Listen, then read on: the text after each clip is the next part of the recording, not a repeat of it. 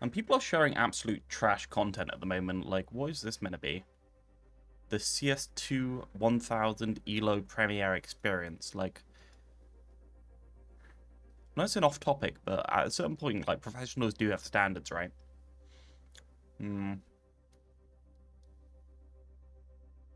Greed has a new video out, right?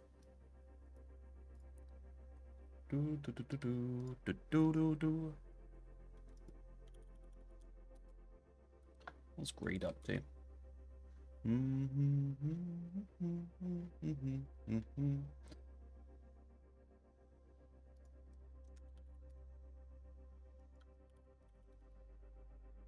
You know, I've always got over on these other people. When you Google Realth, I'm the only one that pops up because that's a stupid name. You Google Greed, you ain't getting Greed for years. You have to search everything in order to get it. What idiots, right? I just make my name something that is never before seen, and therefore... Greed.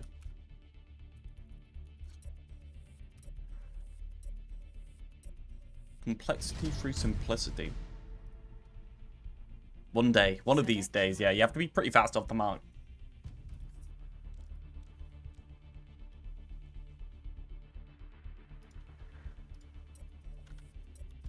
Random, can you time out Yeet for 2 minutes, please? Oh, you're just playing Overwatch. The streamer's playing the video game. Random, can you time yourself out for 2 minutes, please? Yeah, you're right. You know, I'll just get everyone timed out. How are you doing, Rumbot, anyway? You been doing anything interesting? How's your comp experience been going? You been ranking up still, or you plateaued and staying out? Pretty good, man.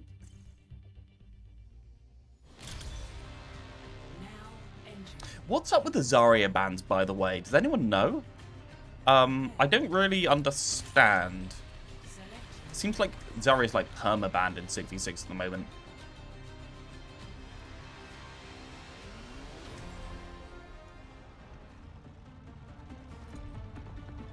Zarya's fucking annoying? Why? I guess the perks are making the bubbles a bit better, but aside from that, like...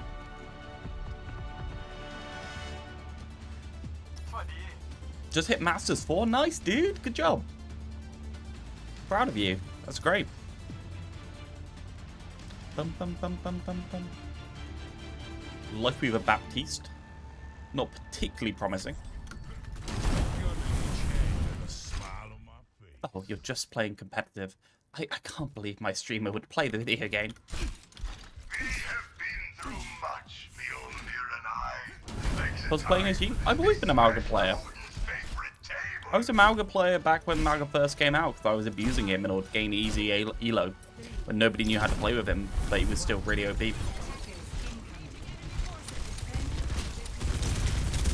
No one really plays Zarya in Diamond either because she's permabanned.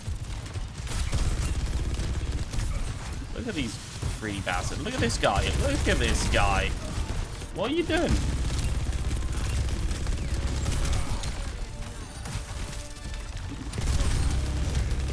I'm gonna have to back out of this position. My supports really don't want me standing here. I've gained enough space already. Oh god, Christ, no. We don't like that. Okay, I'm gonna reload, go right side.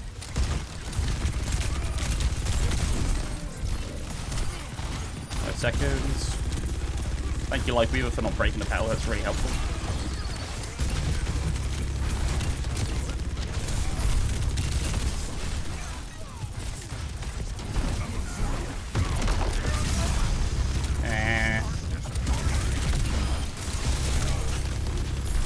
Sigma just walks into our backline and kills them all.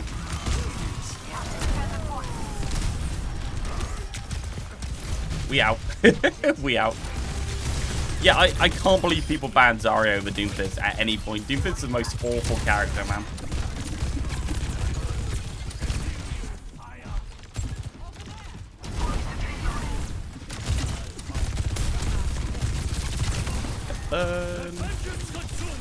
Yeah, my DPS didn't really do anything, you're right.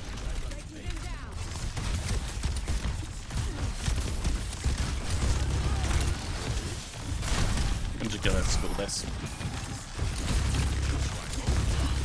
Till they break the ults. We just stalled. That's an interesting play. We use cardiac, and then oh, hello. Hopefully we can back up. 2 people dead already. Okay, if you say so.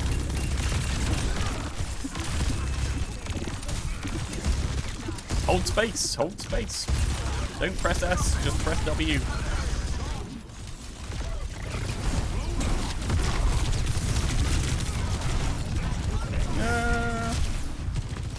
We have supports? No, we don't.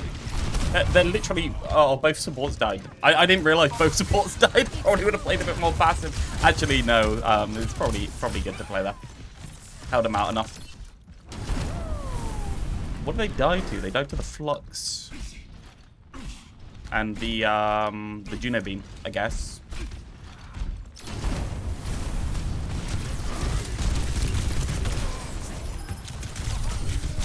No way I died to that. The Life was just there staring at me. This Life doesn't know how to play the character. You look at them healing, they're just repeatedly doing very small orbs. Self-nano is a totally healthy and fair addition to the game that adds so much depth. Oh, I'm so glad. I'm so glad to put self-nano into the game. It basically validated half of my arguments. It's very kind of them to just give me such a free win, right?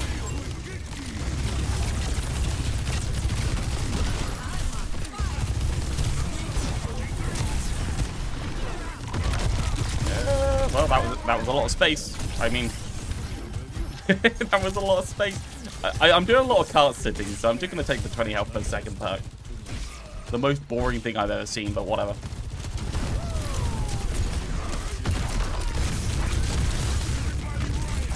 Yeah, screw you. Oh, we're actually all up here. It's nice.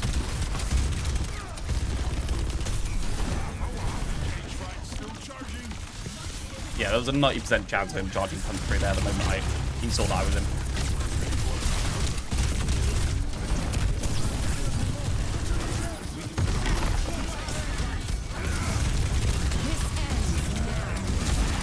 Oh my god, why is he there? What's happening? Reload. And stop. Oh, we good. It was big. It was a big stop. It was big.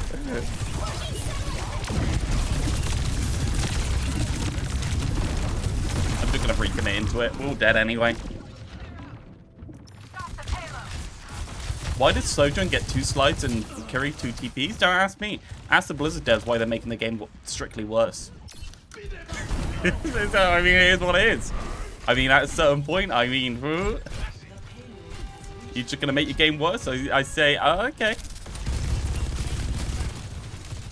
I'm just getting perked up, Ron. I'm getting perked up. I've heard that getting poked up as a positive experience to add your game. Look, what is this guy doing? Why is he only throwing very small orbs?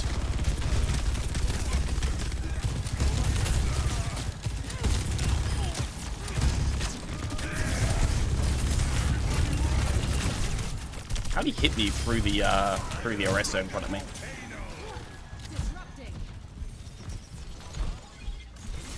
We'll get Firewalker.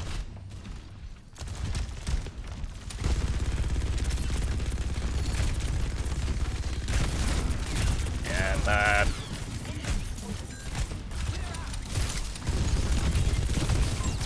I don't even care if I'm charging as a power punch. No. Oh my god, he almost killed me. He almost killed me. Straight up. Oh my god, that died so fast, man. The instant death on Cage. Alright, I got 20 health per second. We can survive forever on cart. Oh god, we're out of armor. We can't. You're out of armor? You actually can't survive forever. Oh. Yep, well, that is what it is. Realth is same elo as me. Washed, yeah. What if the nanny poke was able to nanny yourself instead of an ally? Well, yeah. You just wouldn't use it that way. You'd always use it on an ally because it'd be strictly worse on yourself. But like, as a flexibility thing, I guess it's just not very compelling, right?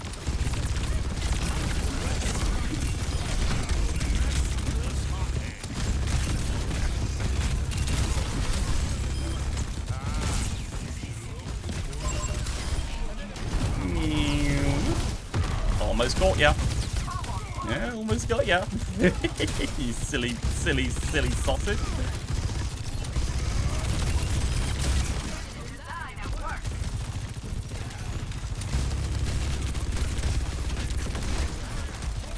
Yeah, dude just hates being on fire. Look at it. Look at that. Look at this guy. He hates his life right now.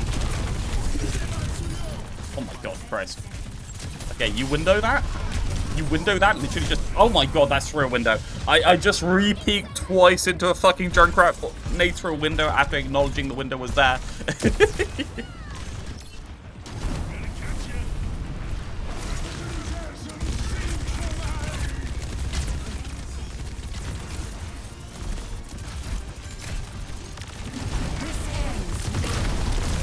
That was big.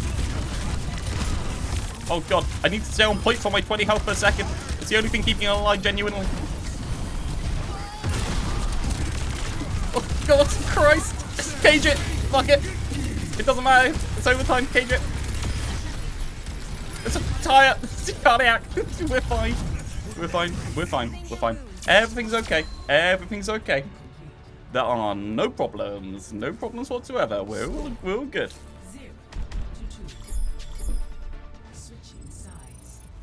Ooh.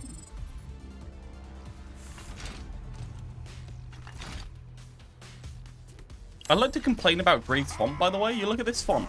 That's way too similar to Big Noodle tiling, right? Don't you think? Like, that's way too similar to Big Noodle. He's copying me. It's ridiculous.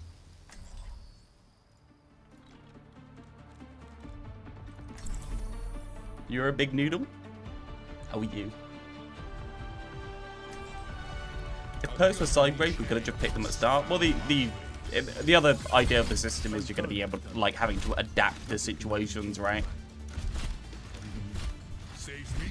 Not that that works either. It's just such a mess, man. Like, and people will unilaterally still say perks are good for the game, and people still think that. People still think that hero bans are unilaterally good for the game as well, when realistically not being able to pick Zarya or Ram right now is a problem, right? Like, not being able to pick half, like, a third of the tank cast is bad. Is it? Not? Right? Like, what are we doing? Why are we doing this? Surely we can fix them so they're not completely annoying to play against, instead of just removing them from the video game, but, you know, apparently I'm insane. Whee! Hanzo's gonna full focus me. He doesn't know! He doesn't know! Got the reload, and I'm gonna slip down the crack.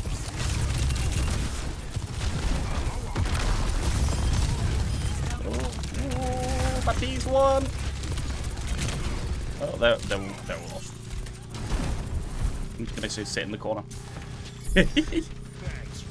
People don't know about the flanking Mauga.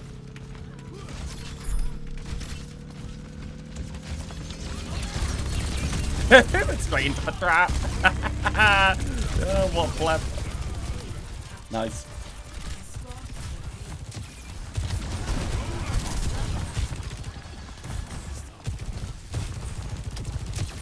Yeah, you don't like that, do you? You know what I'm going to do now? I'm going to go over here. Look, they hate this. Look, this claiming space. Oh. For free? Oh, free. I'm gonna go in here! They will all in on me here. No, they won't. Why did light people just walk over?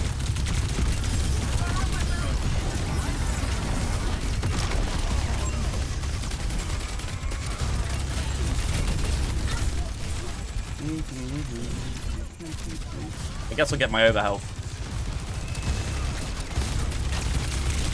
Oh my Jesus Christ, what the hell? That was a lot of damage. Dragon's just gonna kill 3 people. No, he managed to survive with his MO. Give it a cardiac early. Oh my god, I died through cardiac. I don't know what was happening in the back line, but apparently nobody was doing anything. Oh, that piece was AFK, I guess. Not bad. Not bad at all. Guess I get some overhealth, dies instantly. Well, I pressed cardiac in order to be able to push into them. I didn't realize I'd die with full armor at the start of cardiac through 4 of them.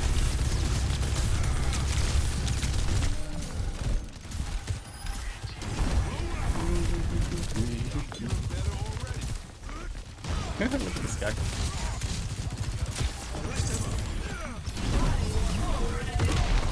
That was brave. He was brave and he was mistaken. He shouldn't have been that brave. Yeah, nice. Cage him. Fuck it. I thought I'd be able to survive that, but whatever. They'll die in the cage, surely. Surely people won't just ignore them and just leave Genji on his own so he loses the duel. Surely not, right? The second time he tried to... I don't know, man. He's just like, I can stand wherever I want to, right?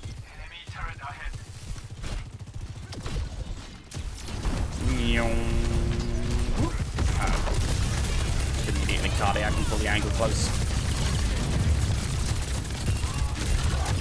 Oh my god, Christ. Alright. Yeah.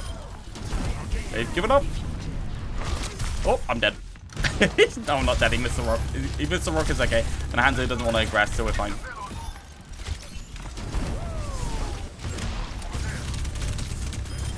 I saw the grasp. I saw my opportunity. I carpe diem. Suzu, the bloody burn. Seems like an overreaction, but okay.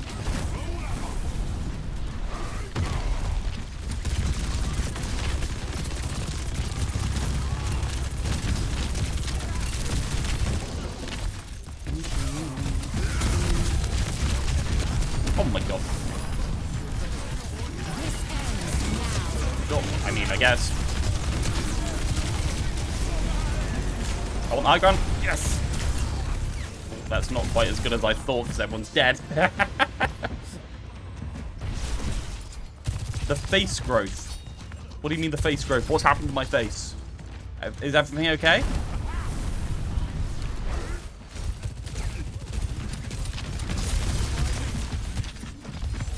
A growth on my face?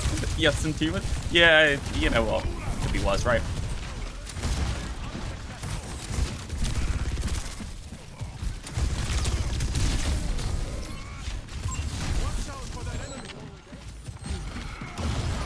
Why are you pulling? I didn't want it to be there. I would not walk there if I didn't want to be there.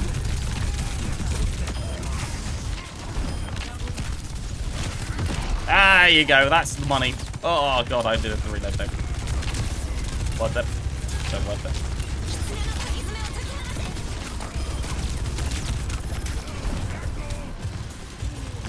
Well, I got the 20 HPS, so I'm officially OP. I just died to that. He just lands too late. Don't worry, your face is still cute. Oh, do you mean the small beard? You mean the fact that I haven't shaved? I actually shaved the sides, so it's a little bit more goatee-ish. From cute to sexy arch. Nah, I hope not. Hey, Didac. Got about new ways to lower the load on hazard. Okay, I'll read that after the match. So I'm not distracted. Oh my god, Christ. Oh, they just interrupt that with rock. Okay.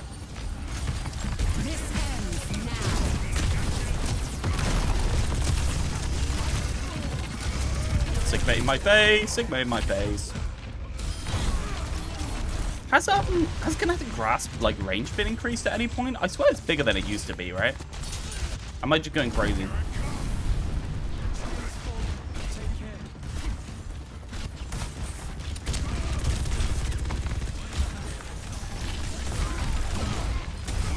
You may be going insane? Well, yeah, that's what my doctor says. Leave me alone! Every single time I do anything, he's like, oh, I'm going to use kinetic grasp. I jumped. Going the wrong way. Is what it is. I'm at 39%. Let's swap.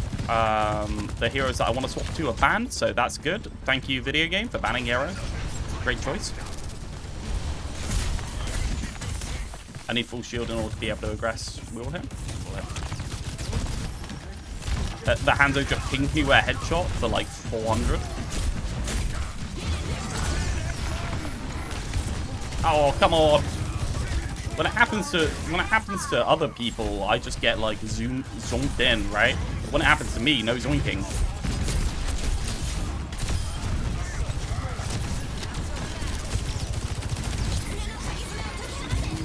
I need to get around going. Oh my god. This is stupid. Come on. Come on, Blizzard. Is this reasonable for Hanzo to be able to do this? It's okay, because I've got two fire strikes, so everything's fine, right? Hit him.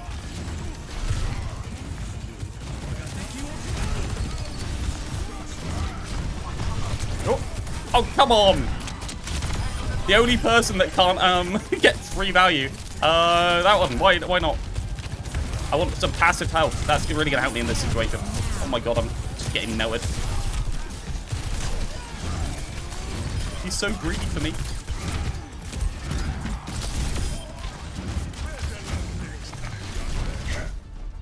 Okay. Woo, left shoulder vacuum, right shoulder push away. Okay, got it. Yeah, no, that makes sense. I actually can't do more from Jegsen. What are they playing? Okay, to be fair, the Sojourn was doing a lot. Excellent glitch, Blizzard. Is me trying to do anything, meanwhile, Hanzo Sojourn exists and does 300 fucking million damage to the enemy tanks, and that's all they do. They just farm tank damage the entire game. Diamond 4. I'm officially good at the video game. Wowee-wee-wah. Okay, borderless. Go onto that screen.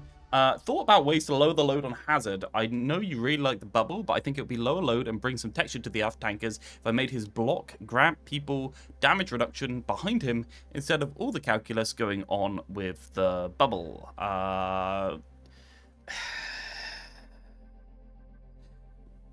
just trying to make sure that that wouldn't make him more passive, if you get what I mean, because I really like his current play where he's like blocking aggressively into the enemy team. If you had damage reduction behind you, would that make him less aggressive? Or like when you're pushing together, it would make you more aggressive, right? But if you were peeling, it would make the peeling better in a way. So like, I also don't get how thematically it would make him protect the people behind him. Would reinstating wall just be better at that point? Is the question, I guess. Or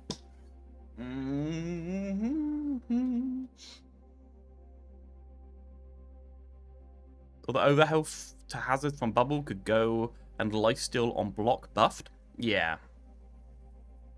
You didn't want to have the wall? Yeah. No, 100%. I didn't want to have the wall. Yeah. Maxi is right, the overhealth could technically go and the lifesteal on block could be buffed, but then again, we're already feathering the immortal Hazard kind of like place. We're already feathering that, right, when he blocks against like 3 people. He's already going for, what is it, like 6, 12, how much? It's 2 per shot, isn't it? Hazard, Gamepedia. Let's see how much health per second per person he gets.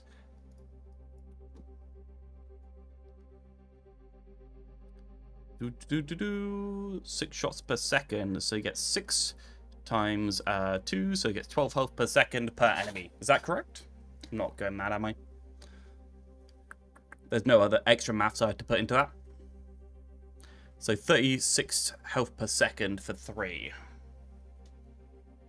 The way the spikes and block are detected is to load intensive in combination. Is to load intensive in combination with the bubble using slowdowns. So the way the lifesteal is detected is load intensive? Is that what you're saying? So Zenol basically. Yeah. Against 3.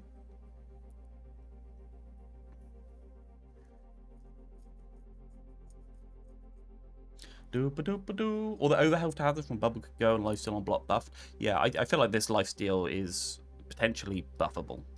I don't want him to just be immortal, right? If you get what I mean. The spikes are updated every tick. I don't know. That's how Blizzard coded it. Excellent. Nice. I mean, I think the spikes are cool. Like, I like the Blizzard. It's probably like awkward to do. So yeah.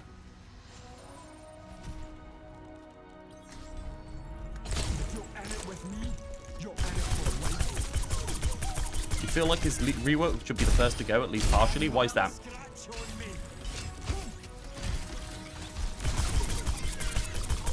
Such a cool effect. Kind of like what roots the entire character.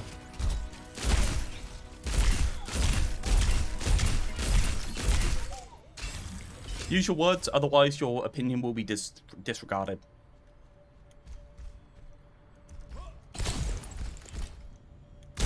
One of the biggest rap changes gameplay all that much. Short cooldowns would do a similar thing.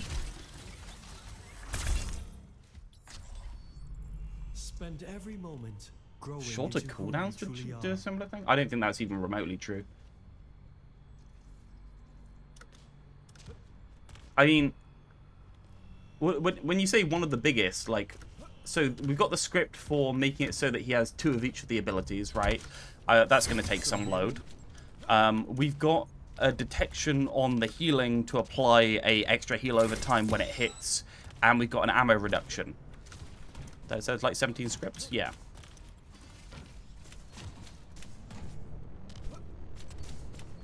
So from my personal perspective, I would not want to lose 2 petals because I feel like 2 petals is a massive amount of the enjoyment I'm finding on the hero.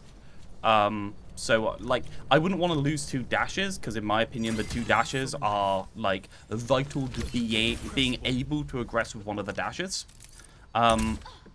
I wouldn't want to lose the residual healing on the heal or the ammo. I'm struggling to think of any part of that I feel like the two dashes, 2 petals massively changes the character loop. Like it's completely night and day, right? Because you can't use anything aggressively if it's... Yeah, I don't know what you're on about. I guess I should say that. How's Beth and Peg? Yeah, Beth's very good. Beth should be on her way back from work right now. Which is one of the reasons why I'm not going to be on all night. We'll be on for a little bit longer. Why does that guy keep dying? Wearing very subdued colors. Excellent. That should do it.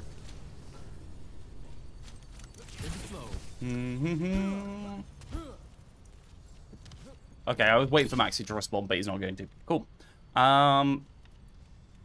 Yeah, as you said, Didac, like I'd be fine with removing one of them and just keeping one of them just to prevent peaking of server load, because I think that's the problem. The bubble and the blobs happening at exactly the same time. That's why it's peaking. If we just change it to just be one of them, it'll have the peak load, theoretically. Sorry for making chill streams. Huge conversation. No, you're okay. Why are you playing Wife Lever? Because Maxi wanted to tell me that the rework was the first to go, so I had to look at the hero. Have all the streamers who went to Rivals come back to Overwatch? Most of them. I'd say about a third of them. No, I'd say about half of them come back to Overwatch at this point. I'm going to say that with absolutely no evidence whatsoever, naturally. I always find it really funny to look at people's reactions, and people's commentary about Rivals at the moment. There's very much a like toxic positivity kind of like atmosphere around them. Most play both now. Yeah, I think most people have gone back to both. Or at least covering both, because it's hard to keep up regular content without like it's just easier with 2 games, right? Like straight up easier to say like I'm just doing content on 2 games and I have double the amount of stuff I can create if I'm running out of stuff to do. Stinky MMO player, disgusting. Chasm talking about Rivals is funny though. Has anyone actually made commentary like critiquey videos on Rivals from any of the Rivals content creators? Well, what would you like me to do for Hazard? Either no heal on block or he has wall. I'd say re-implement wall for a day and maybe take a little bit more damage off of something. Because what is he at now? Like barely any damage on lunge, barely any damage on his gun. Maybe the idea would be to re-implement wall and take like 10 more damage off of his lunge. But now, until we can work out if he's non-lethal enough that he's incredibly annoying. I'm worried that giving him that lifesteal will make it so that he is kind of inevitable and always pokes people out of an angle because he's always lunge and then he's blocked forever and he's just basically immortal. Smaller creators starting to clock on that the tank and support gameplay is crap and some DPS are just broken. Sam thinks support ult duration should be lower. Yeah, but that's a pretty banal take in my opinion, right? I think everyone agrees with that. I think people are saying that pretty much at launch. Everyone was straight away at launch saying something Lunar Snow, right? And they haven't stopped saying something Lunar Snow, something Dev's favorite child since. Should add building like in Fortnite.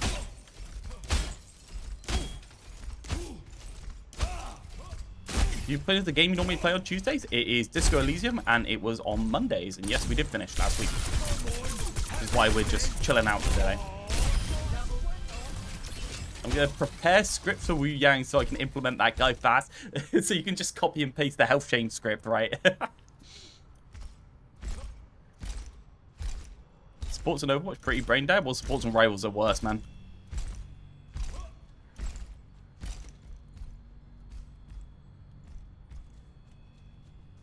Put out an announcement that Pugs are on Thursday? Yes. Should play Desert Bus for Monday stream? What is Desert Bus?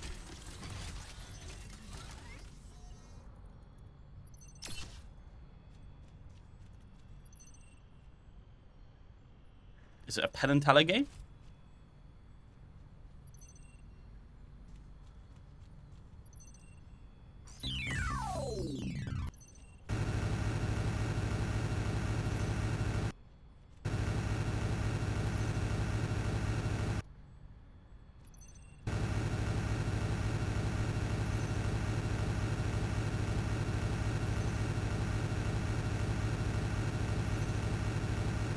Is it like you're always going off the road and you have to correct yourself?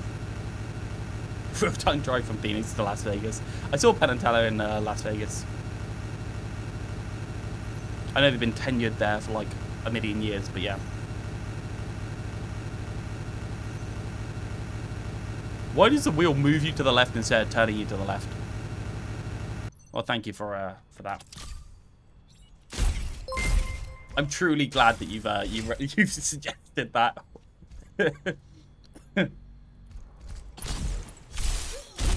It's a modern version of the game. There's a VR. No, I'm not doing that, Alfie. No. Definitely not. I do want to watch the Freya sound design video that we never watched. It's like 2 months ago when Shut agreed. It was like 2 months ago this one came out. It's by the I think lead sound designer. He did the. Do you know watching the Venture one? I'm not gonna do this for like YouTube content or anything. I just want to watch it because it's yeah, it's been a while. Sound design deep dive.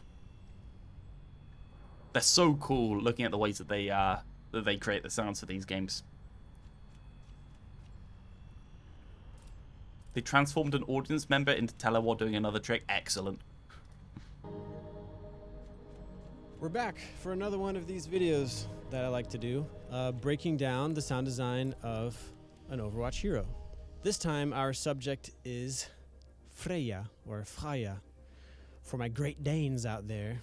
Freya is a high-tech So as loud as that video goes. hunter. She's quick, she's agile, and everything about her sound design was trying to reinforce that fantasy. So Freya is the third Overwatch hero I've done the sound kit for, and with all three, the first thing that I hit is Foley and footsteps. The reason being that work is actually really time-consuming and a bit tedious. You got to find the right materials, you got to get the right shoes, you got to record it all. So we're recording every It's got one of those type of movement Minecraft things that you can play the Minecraft music on. that the character can do in the game. So run, walk, crouch, jump land, fall loop, fall land, pivot, and there's probably more that I'm not remembering right now, but it's a lot. It's a lot of work, but once that work is front loaded and it's in the game and it's working, character suddenly comes to life. It goes from like a silent 3D model in a game to something that feels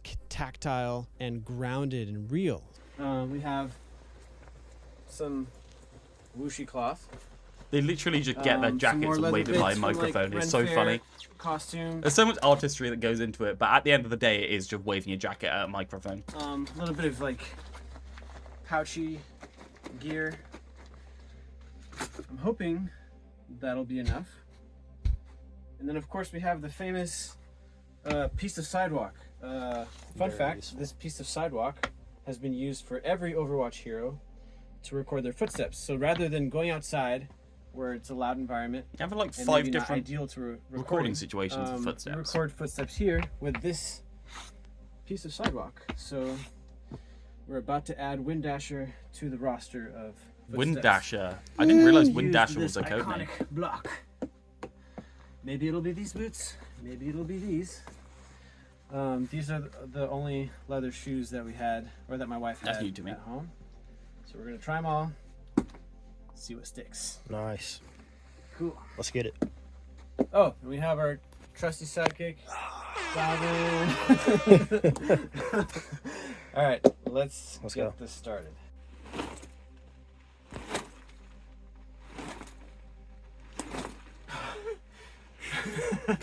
Maybe just a little further back from the mic. It's like he's doing blade judo. Oh yeah, okay.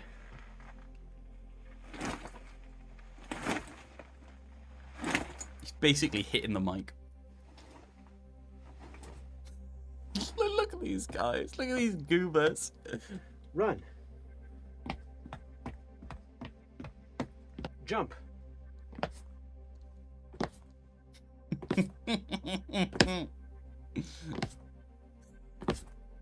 So Nick provided these awesome I'm having a brain fart for the cape flaps that are going to be Got a fucking towel.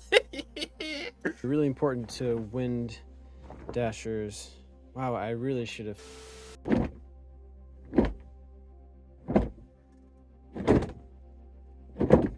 I think that two times ago, I think that was the one.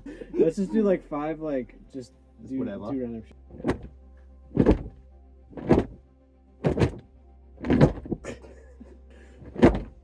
You never know. Well, the code name's Wind Dasher, so Could be gold.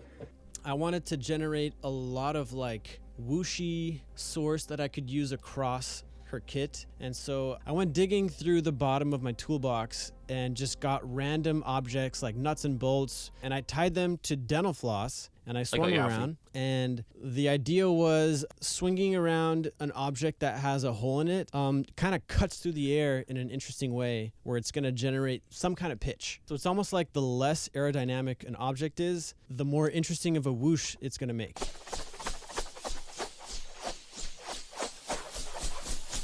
that's cool.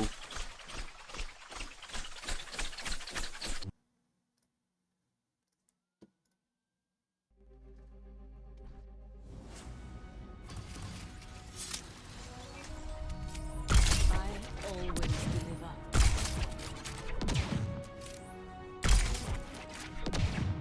I want to see if any of these actually made it into the game. I'm guessing they're No Bangada! they kind of sound.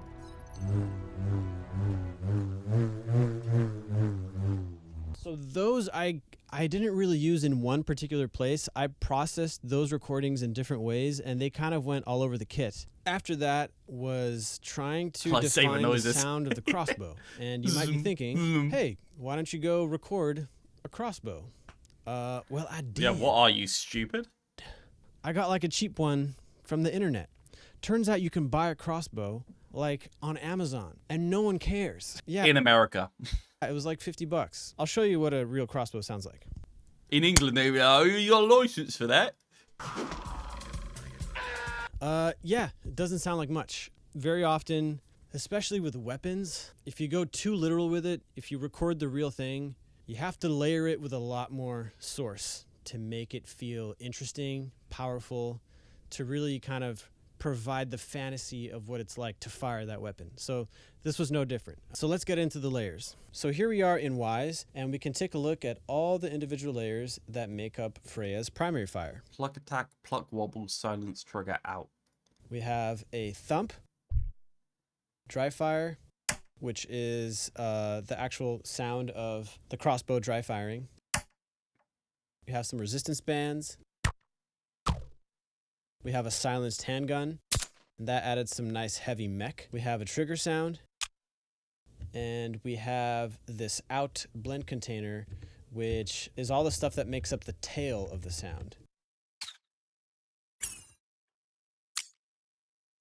I love the names of these, like Blue Energy, and you kind of get it.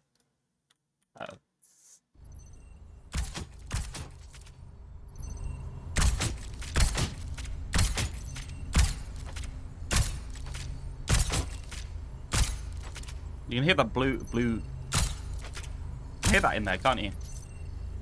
The blue energy.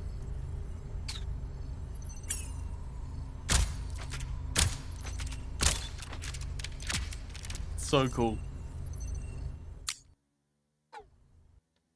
So What does red energy sound like? Angrier, obviously. blue energy layer is actually something that Paul Lackey, he provided me with some source, and I made some whooshes out of it, and it made this nice sharp tonal layer, and that ended up being really crucial to the overall feel of the gun. All this other stuff was Blue energy, yeah. Lidl's energy drink is called Blue Energy, I think. made with the nuts and bolts tied on dental floss. And last but not least, we have these two layers, which are essentially kick drums. So what I wanted out of this primary fire is like a 1-2 cadence. So ka-fling, ka-fling, something like that. Something that is not just like a single hit, like bam, bam, bam, bam, bam. I want it to be like ka-fling, ka-fling, ka-fling. And it's really quick, but... Do we have a ka-fling? Oh. We haven't turned it off.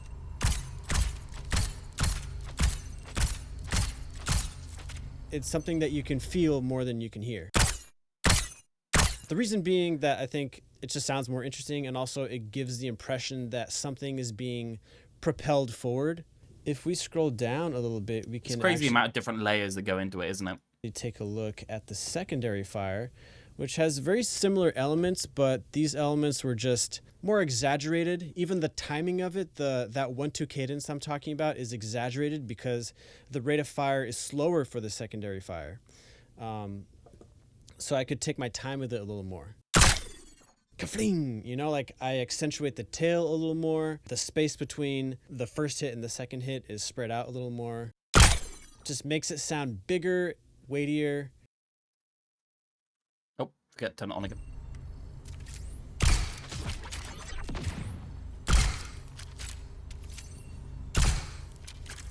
And more powerful.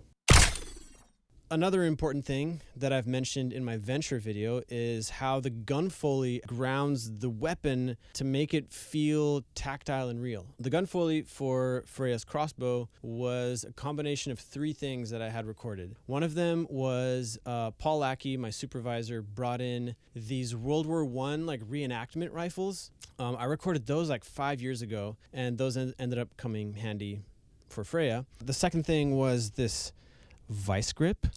I know it's a vice grip because it says vice grip on it. And then, so Andre, one of our hero designers, will be very happy to know that his fidget toys are in the game now. Andre is kind of the emperor of fidget toys. If you go to his desk, he just has a bunch of fidget toys laid out. That's cool. He's kind of a connoisseur, if you will. Is that a knife? And he was kind enough to give me He's got knives. this perhaps not safe for work fidget toy. But it's cool. Not allowed It's that in clickety. England. It's clackety, and that's what we like. So yeah, those 3 elements combined, obviously with some processing and the secret sauce, really brought the gun to life in a way. First we have this clickety-clackety guy. That is very clickety clackety. This one, which at times can resemble the bow part of the crossbow. So that's stupid, nice. man. That's cool.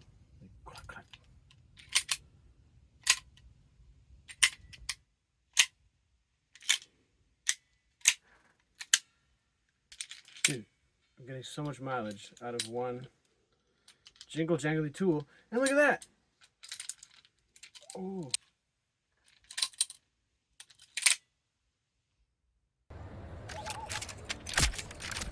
So the Venture rubber bands actually That's cool. came back for an encore. I just used them a bit different. I wanted to get the pluck of them to kind of simulate the thwippiness of, I don't know what this is like officially called on a crossbow, but this band, this cord, the sound of that slingshotting forward.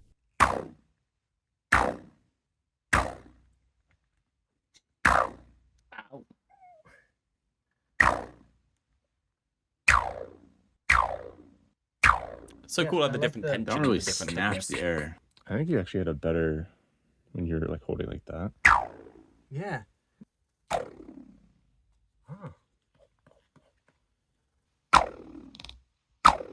Imagine having to go through and cut all of these up and naming them and filing them.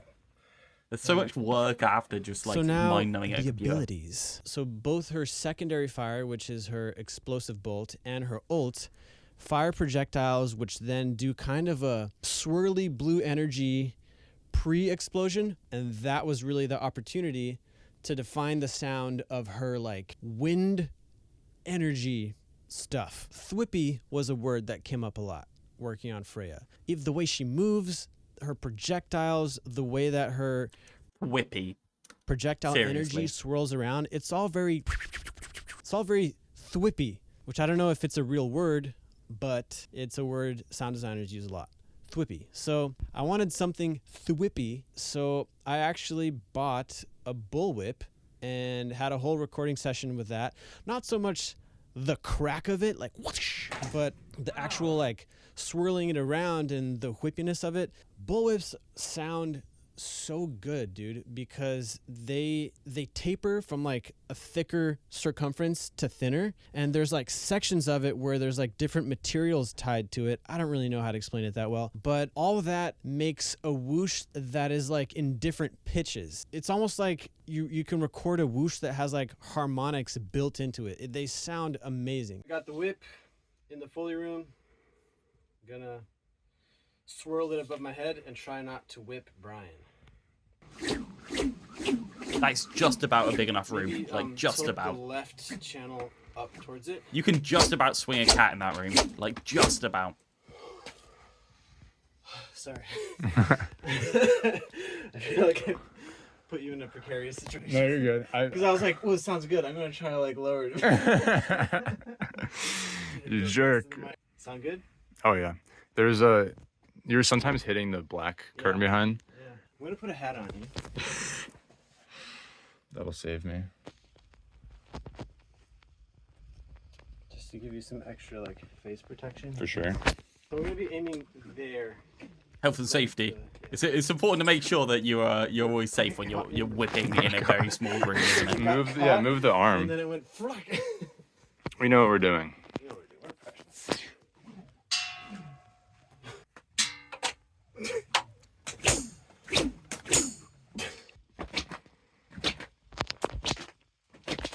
Honestly, the without the whip is kind of cool. I'm gonna do it that direction.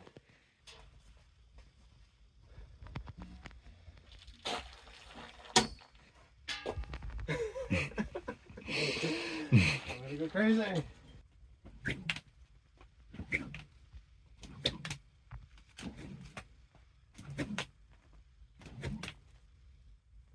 Those are cool. So for that swirly stuff, Would I be good. used the bullwhip recordings and chopped up the recordings, reversed some of them, made it so they kind of flow into each other. So it almost has like an implosion kind of feeling. It's like that same source is used in the ult projectile, because the ult projectile is similar in that it swirls around, but it has a bit of a different flavor. It's a bigger effect and it's slower, it's more windy. So that one I went with more kind of a stormy, windy feel, and I put a lot more emphasis in the bola actually twisting in on itself. And that sound is also from the bullwhip, though. Yeah, that's so cool.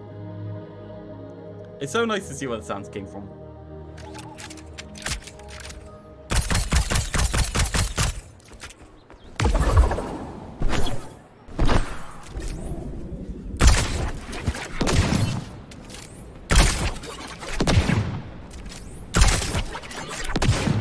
You can really hear the explosion sound effects around that, can't you?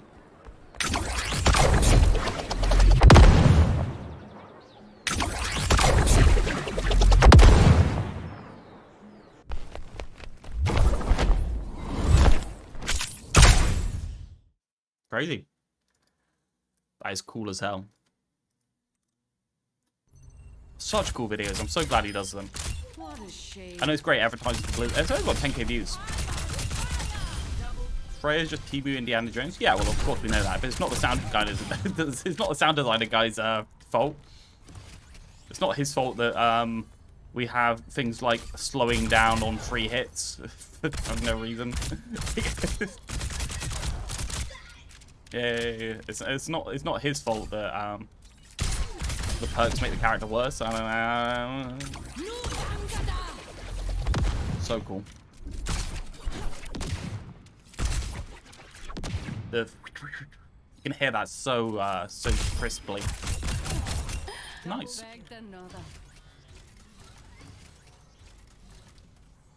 Anything been happening on my my YouTube channel? Anyone watched it? Shall we have a look? I wonder if anyone's watched my my video. I put up the so what I put up is the hero design rant that I did the other day. 800 views, not bad. First bit.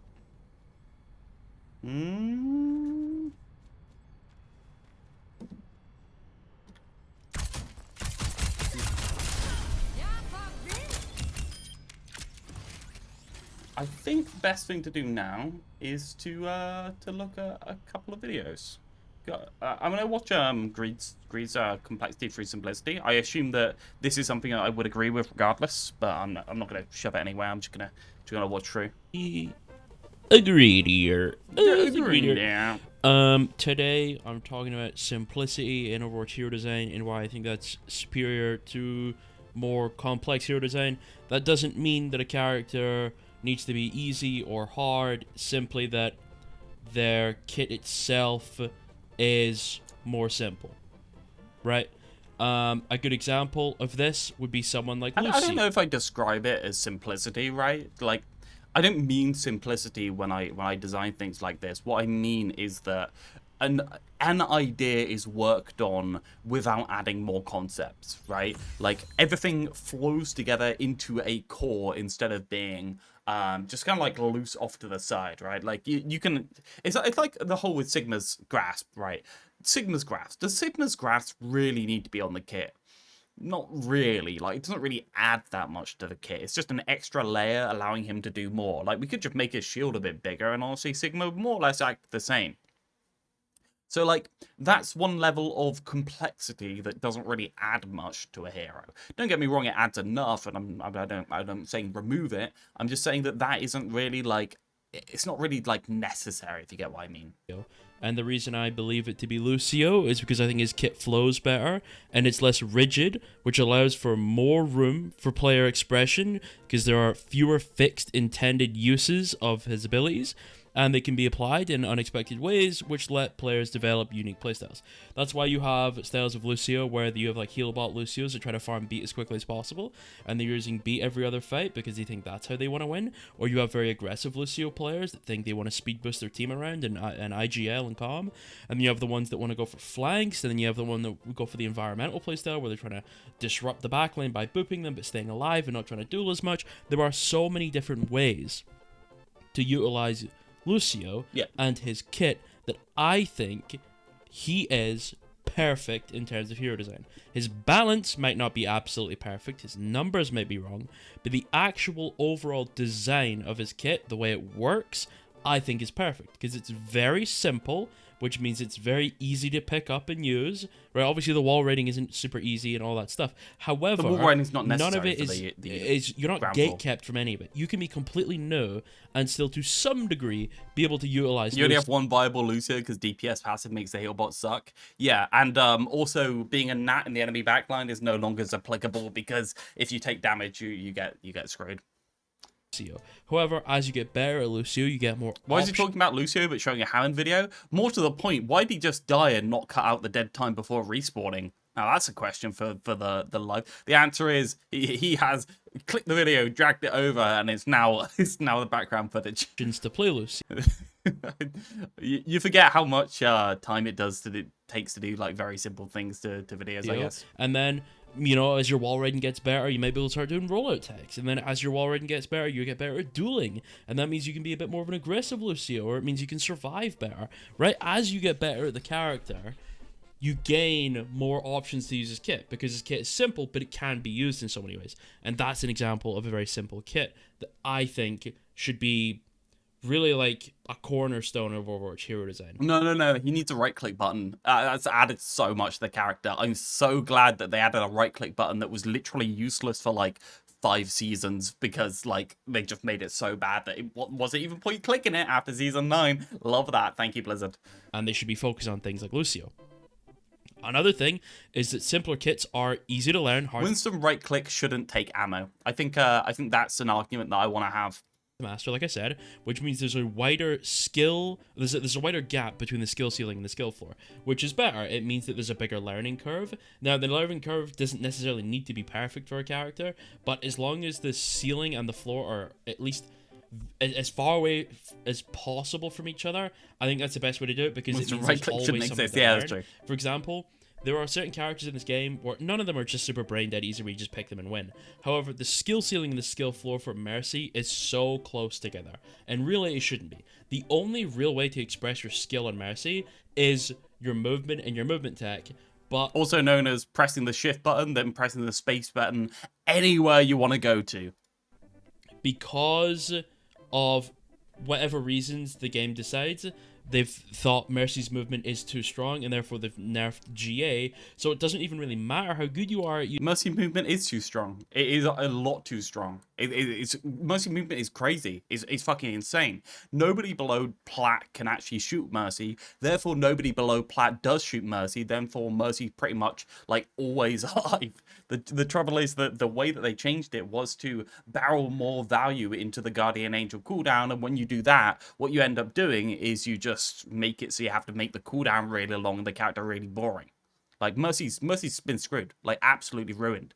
And even the Mercy mains don't understand this, and they feel it, but they don't understand it. Using your GA, because the cooldown on it is so long that you're not really able to make super good, or like you're not able to generate a ton of value through your movement alone. So it means even if you are really good at the only part of Mercy that is difficult, you cannot really use it to generate all that much value for whatever reason. Or go deep, or hold space, or distract, or anything else. Yeah, you just have to kind of like stand on main and not GA, because if you GA, you're abandoned.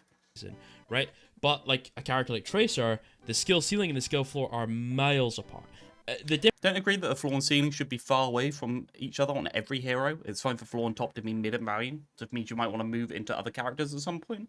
Sure, yeah, but if there's a avenue of skill that people did enjoy and you've taken it away, you've made the character worse in my mind, right? If there's a way of putting mechanical, non-aiming skill into the game, I think that is underrepresented and should be focused on in Overwatch in general, but unfortunately what they did was they removed it instead. The difference between like a champ Tracer player, like a champ Tracer one trick, and a low GM Tracer one trick, Are you making a super hot joke? It's fucking gargantuan. It is immeasurably big because the character can display so much skill, and I think that's better for a game. It also means that there is no like set way to always play the character, right? Because there is always going to be some degree of human error. So it's never the case that one character is so easy to play at the skill ceiling that they are, you know, they're always going to get that consistent value because they are so easy.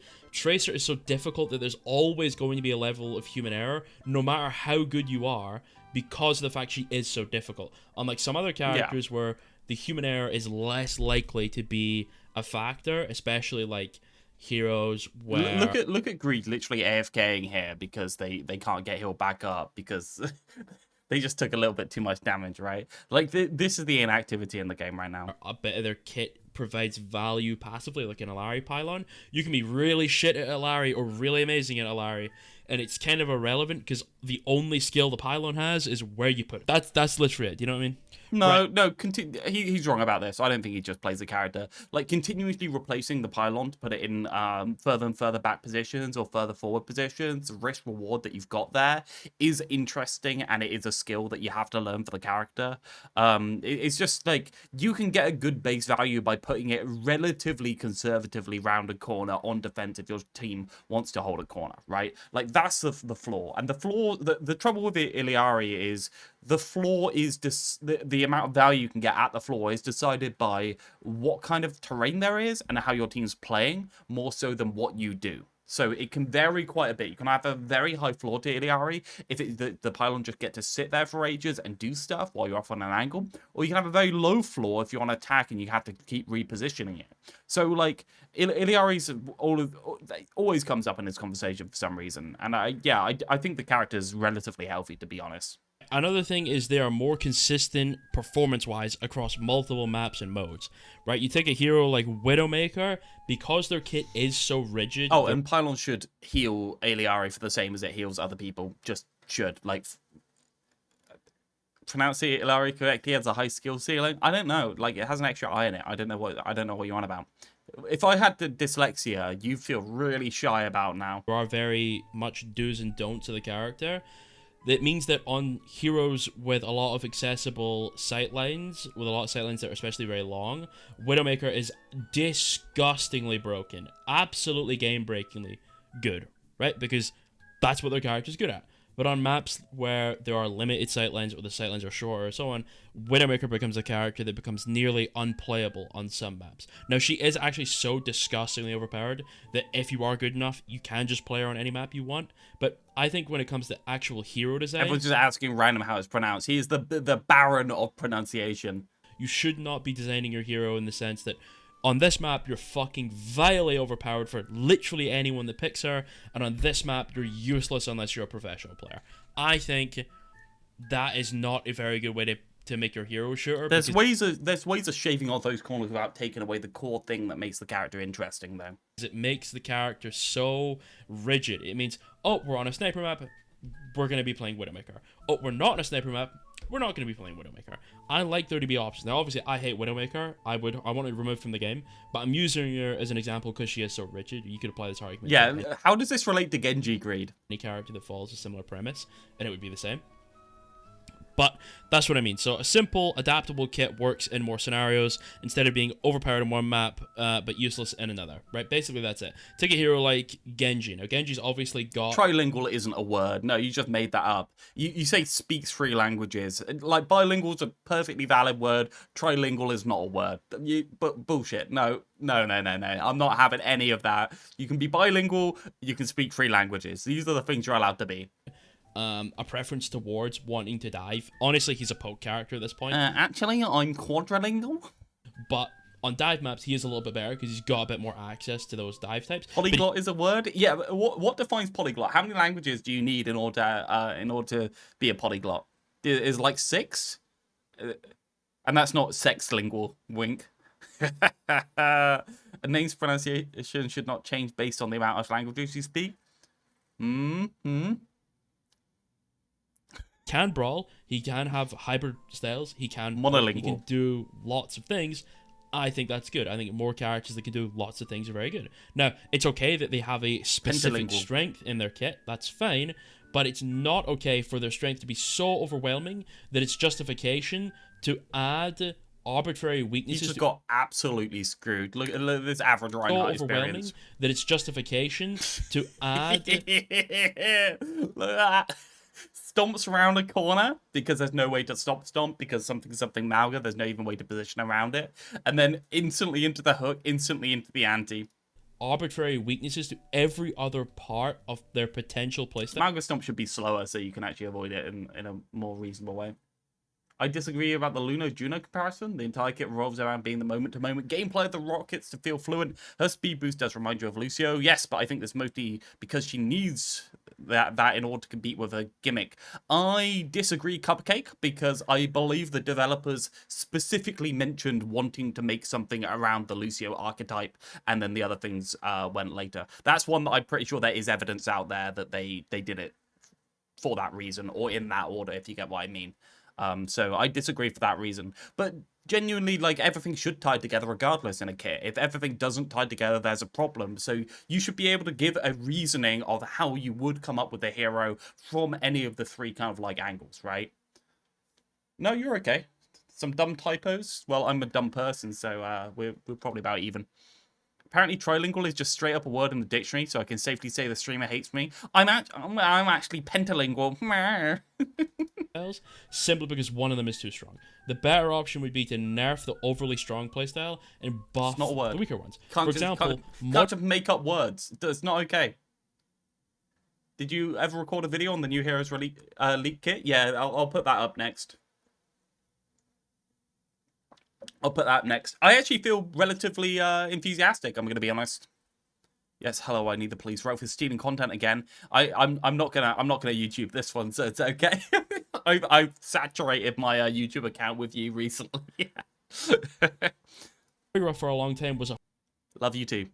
flank bot. You really couldn't do anything else. Her healing output was really not good enough justification to play her in your team, and there was really no reason to pick her other than raw survivability options. So really good Widowmaker players, or really good Moira players, I mean, just became flank bots. They were just perma-flanking all game because it was the best way to play her. And if you had a Moira player that wasn't flanking, she was basically throwing the game because what the fuck else are you doing? You're healing? Well, cool, every support in the game can do that, but Moira's just fucking shit at it. Or you can just go flank on Moira and just... Well, Moira always had the niche of just, like, AoE healing, didn't she? The trouble is they kind of took away from that niche by putting Season 9 in, and then they put it back in by repeatedly buffing her healing, so...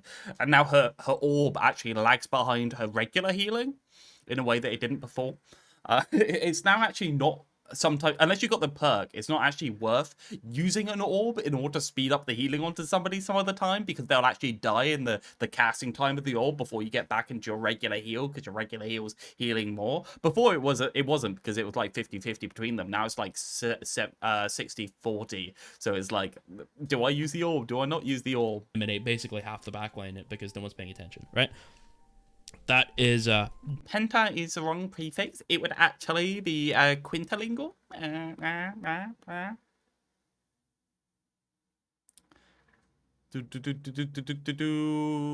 Yeah. I'm sorry. I'm rereading Cupcake's comment because I want to make sure I didn't misrepresent it or make them feel unfair. Yeah, I think that it's pretty obvious that Juno was made around Lucio, and then they came up with the concepts that are complementary to that in terms of gameplay, complementary concept to the speed, in terms of the theming, complementary concepts. I think the speed did come first. That's what I mean. It also reduces like patch ping pong, I guess you could call it.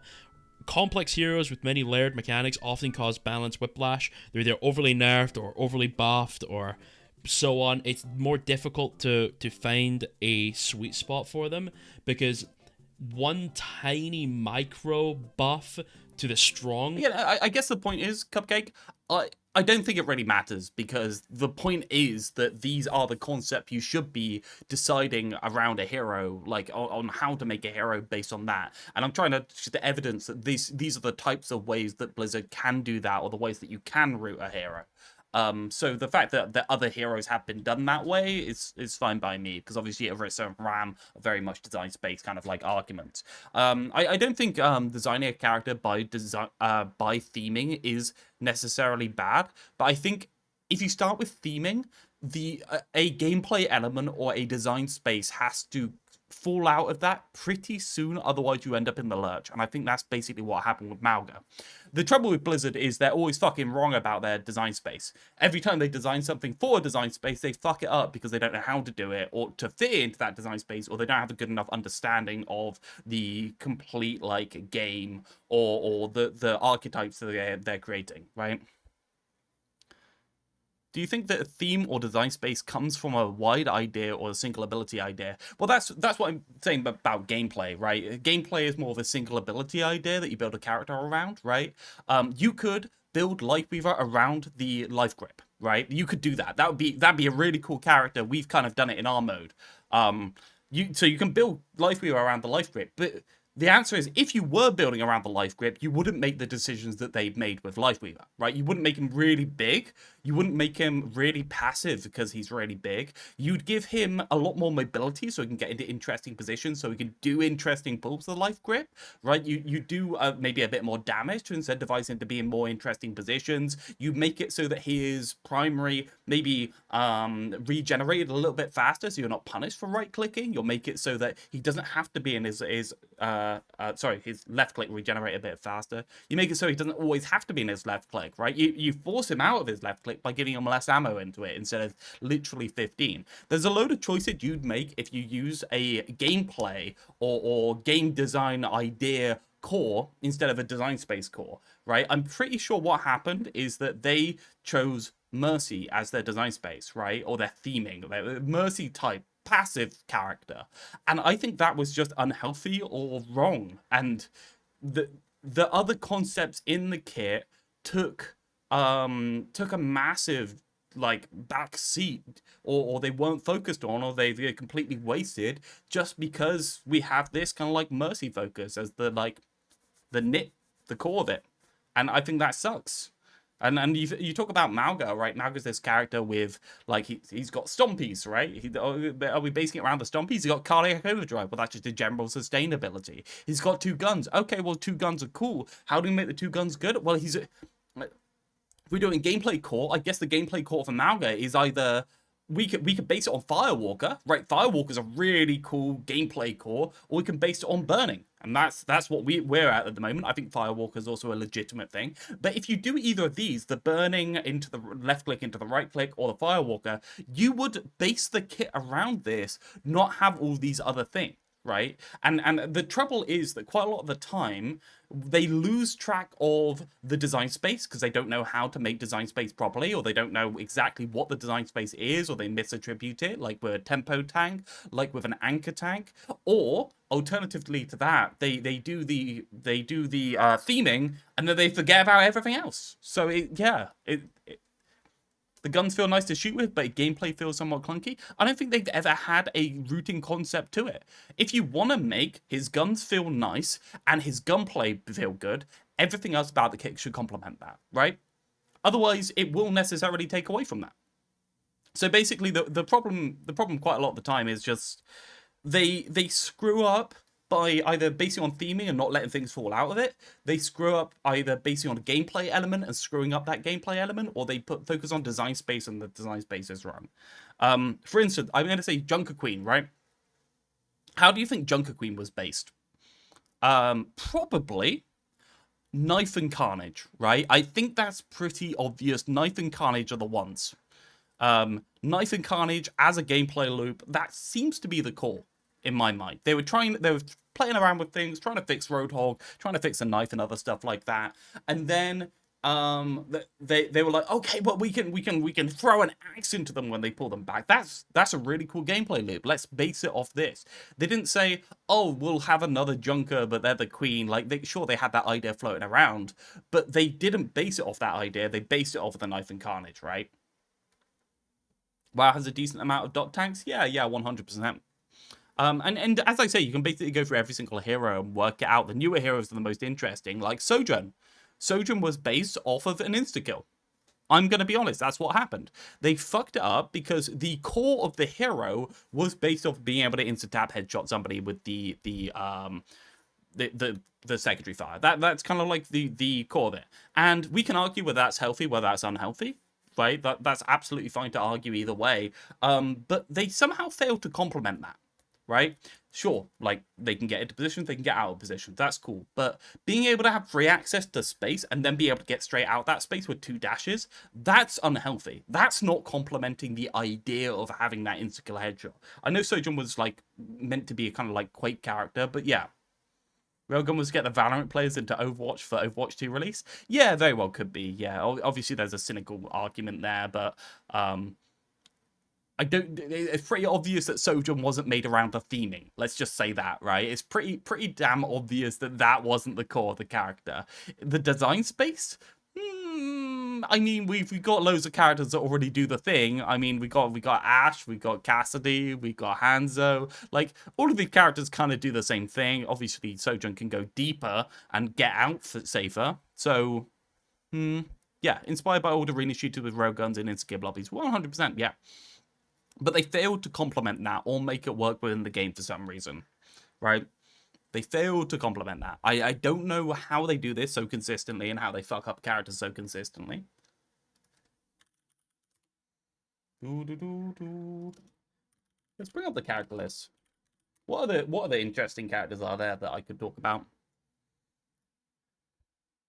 Hazard. Hazard was I think based around the block. Am I wrong there, guys? That it was based around the block and the block with spikes coming out of it? Like, the design's based around that, obviously, right? So that's clearly part of the design. The knife seems kind of like adjacent, right? It's this weird thing where you got that block, aggressive block into the enemy team, and then you got the wall, and you got the wall climb, and you got the dash. That is all the movement that kind of like fits together in a loose way that doesn't really get used together, because why do you even need to be up high on Hazard? You don't really, so you never use the wall for mobility apart from to block people off. I'm trying to think. So in my mind, I would pick the block and I focus the entire kit around the block, which is what we've done. We've made it so that the block lifesteals automatically. The block is a little bit more powerful, and you have less power in the knife and other things like that in order to go in and assassinate people, so you're more inclined to block in, and therefore the block's less annoying because the block will only have half its duration at any point when you're attacked.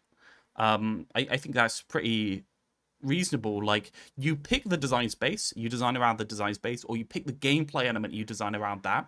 We can't design around theme because we don't have control of that, let's be honest. We can do a little bit of it. But essentially all of our reworks are taking a core element of the characters and optimizing for that in the kit. That's basically what it is. And I think quite a lot of the time Blizzard gets caught up in the lurch because they have 3 or 4 different core elements that don't tie together in the kits, and that's the trouble. Freya's like Sojourn when Blizzard starts to balancing block and dash. Yeah. Freya's an interesting one because from the description that we just got there, Wind Dasher or Wind Dancer or whatever it was, it's pretty obvious that they already thought about the quick dash and the updraft as a core of the kit, and the rest was based around that. Don't you think? And sure, everything comes together in the middle, like pretty soon after you start developing a hero. And realistically, what you've got is you've got these 3 things. You've got like 5 different concepts to each 3 things. You just pick and choose out of those. But what's the core of Kiriko? Well, what do I think Blizzard's core of Kiriko was? I think Blizzard core of Kiriko was fantasy. I think Hero Fantasy was Blizzard's core for Kiriko. They wanted, genuinely skins. They wanted somebody.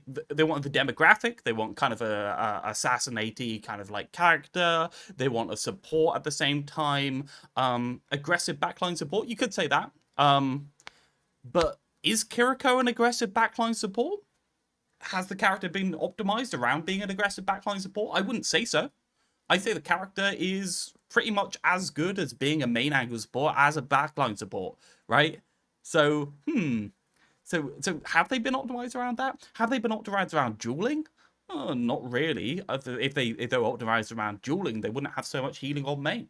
Are they optimized around healing on main? A little bit with Suzu and stuff like that. It's pretty obvious that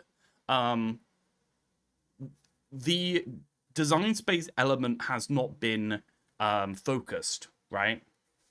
So essentially what we did with Kiriko, if we dropped the healing by a ludicrous amount, and now Kiriko barely heals anything, but they still had their 2-tap. So we kept a gameplay element of the backline assassin in the game, and we've really focused down on that. That's kind of like the idea. Cash cow, yeah. Genuinely, support Genji, yes. I think support Genji is pretty nail on the head there, yeah. Didn't they notice a problem with supports? They had trouble keeping alive heroes when they went around corners, and the TP was their solution to fill that gap?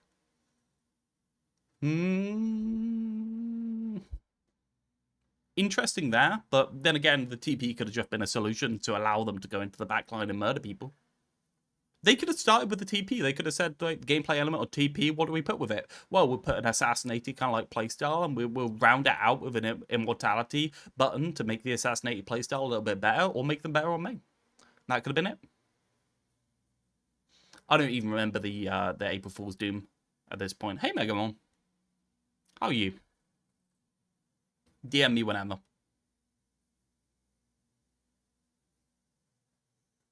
Ilari also sort of gives you free space to roam, so to say. Yeah, so the Ilari release, whatever random wants me to call it, the release of this character right here, this character, was basically the same as they are now for the most part. I think pretty much the same as they are now, except from this healing pylon healed for a ludicrous amount. Do you remember what it was on launch?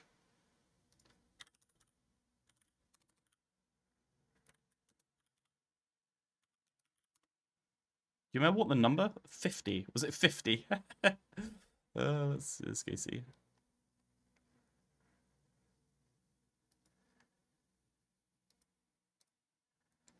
August. Was it 40? Good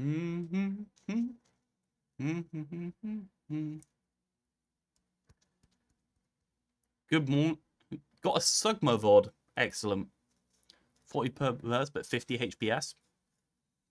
Yeah, so essentially they just completely misbalanced this. This was a gameplay element that just didn't work properly because they made it wrong. I'm gonna be honest, it was just broken.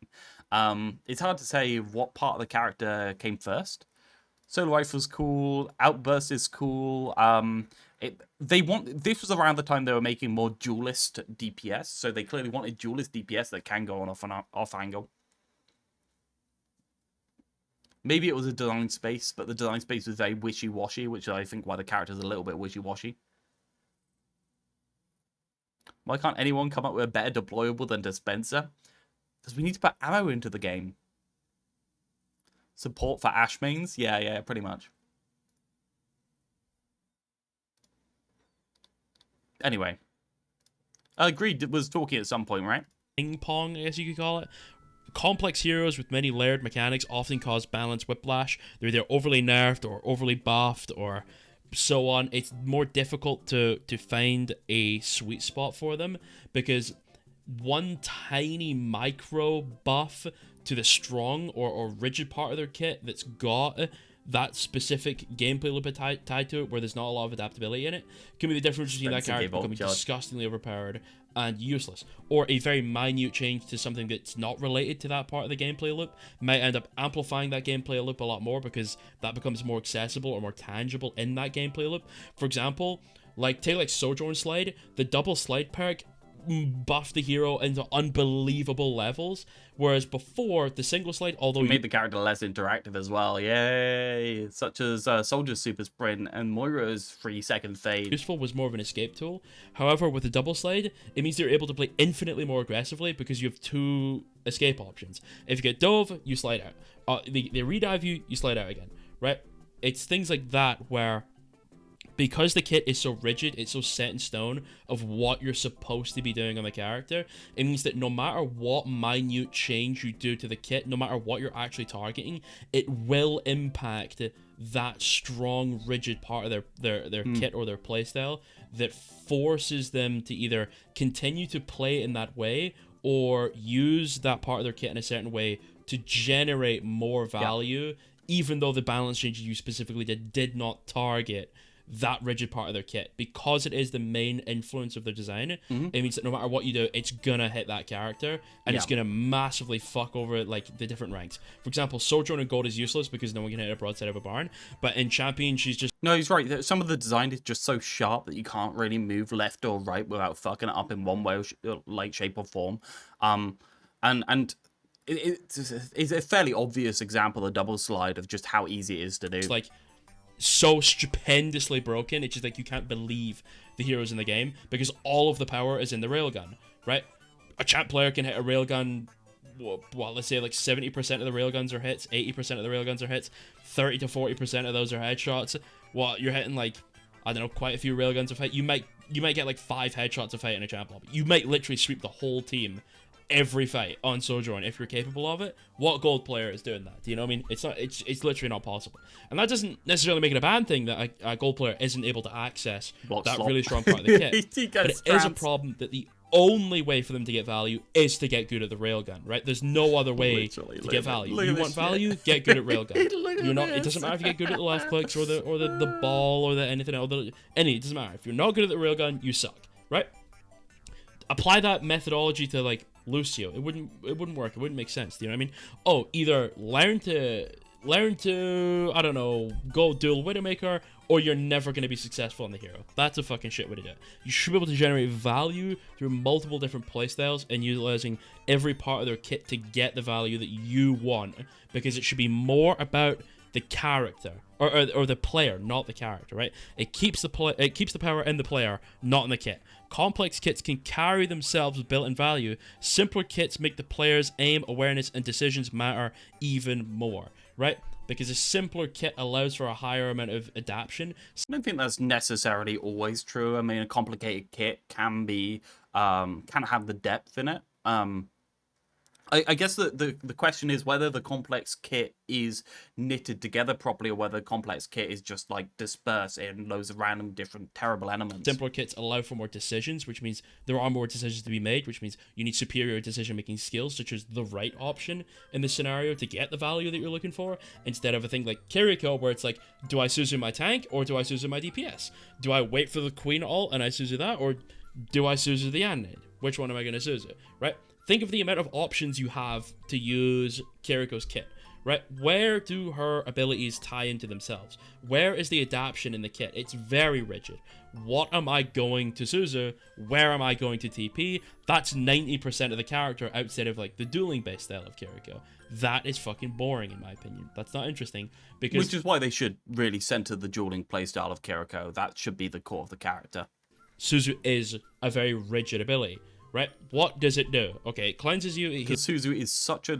Suzu and TP is the character. I'm going to say a large majority of the character. They just are the character. So why are we building a character around being able to stand on main while having Suzu and TP? Like, just make it so they can't. It's not that hard. Make it so they have like 45, 15 per second so they can't stand on main and get enough value. Heals you. It makes you invincible. Oh, no. We'll give them a perk that gives them extra healing when they shoot an enemy so they can heal better on main. Like, what the fuck are you doing? That is literally the opposite than what is healthy. Like, literally the opposite. You couldn't make it worse if you tried. That is the wrong direction. What are you doing? Where are the scenarios where I'd want to be applying that? Well, it's good against debuffs, so Nade, Queen, so on. And it's good against basically everything in the game that can potentially kill someone. So... what is the solution to using it? You're either cleansing an anti or you're saving someone's life. That is the rigidity of the playstyle. That is it. There's a small amount of adaptation where you can use it in the duel to eat an extra shot or to dodge a sleep or something. But that... Make Kiriko a DPS and remove healing? Yes, but unironically. Yeah. 100%. Don't remove it all. Remove most of it, though. Make it so that you can heal a DPS, but you can't keep up a tank unless you're willing to commit Suzu to them. And in which case, maybe you can keep up a tank a little bit more then. But aside from that, yeah, make it so that they can't. Right, you've got a character with 2 DPS-focused abilities, one of which can peel for allies. Maybe we should just make it a DPS-focused character. It's not that complicated. Everyone's, like, pissed off about Kiriko being a DPS in my lobbies. But...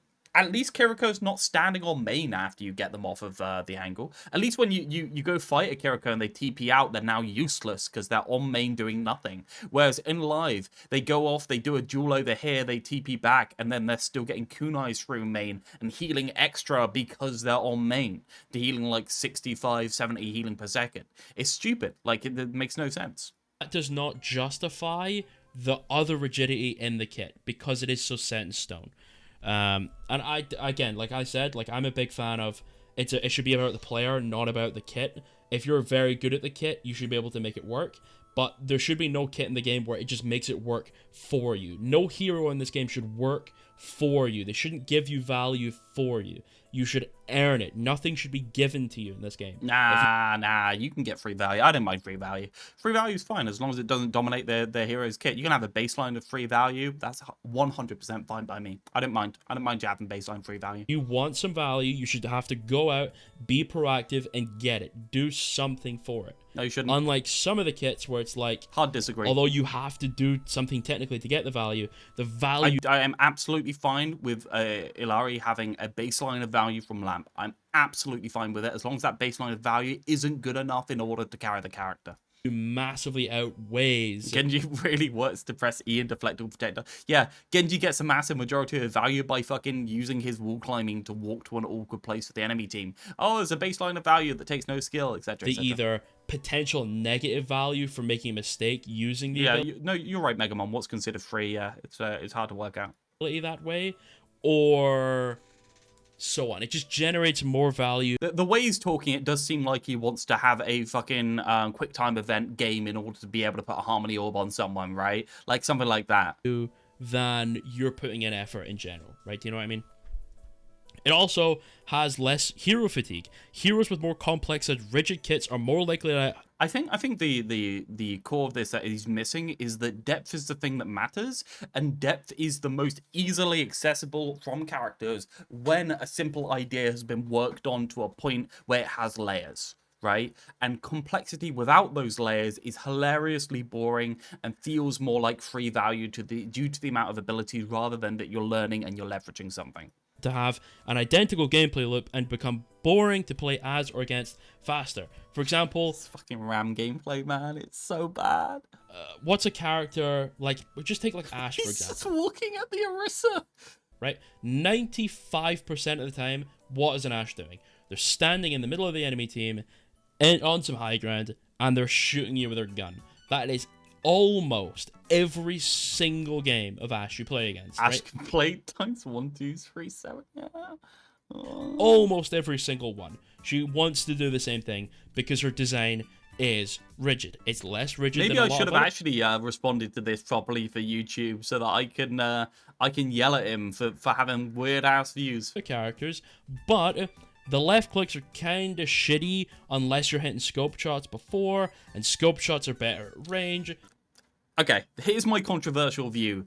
Genji really isn't that fucking hard, guys. Like, it's not hard. Realistically, you go to an angle, you right-click, you turn around, you right-click, right? That's pretty much it. Right-click dash, right-click melee. It's kind of that simple. It's actually harder to aim at a Genji because you don't know where he's going around you when he dashes and reacquiring that target than it is for the Genji to reacquire you as a target because you're the one that's not moving. So the Genji can just like do it automatically through the angle. There he is. Here we go.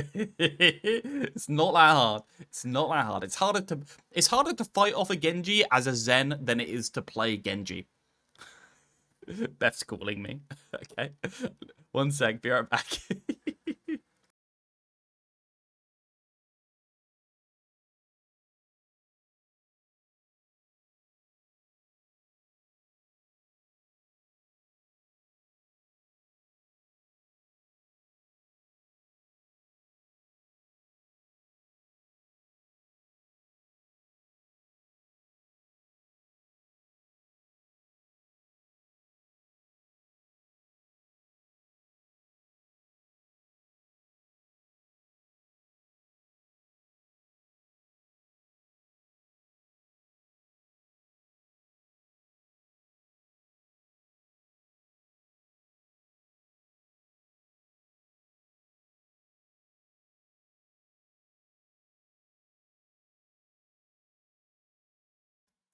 She interrupted the call halfway through it and was like, "Oh shit, I forgot you were streaming." Shit.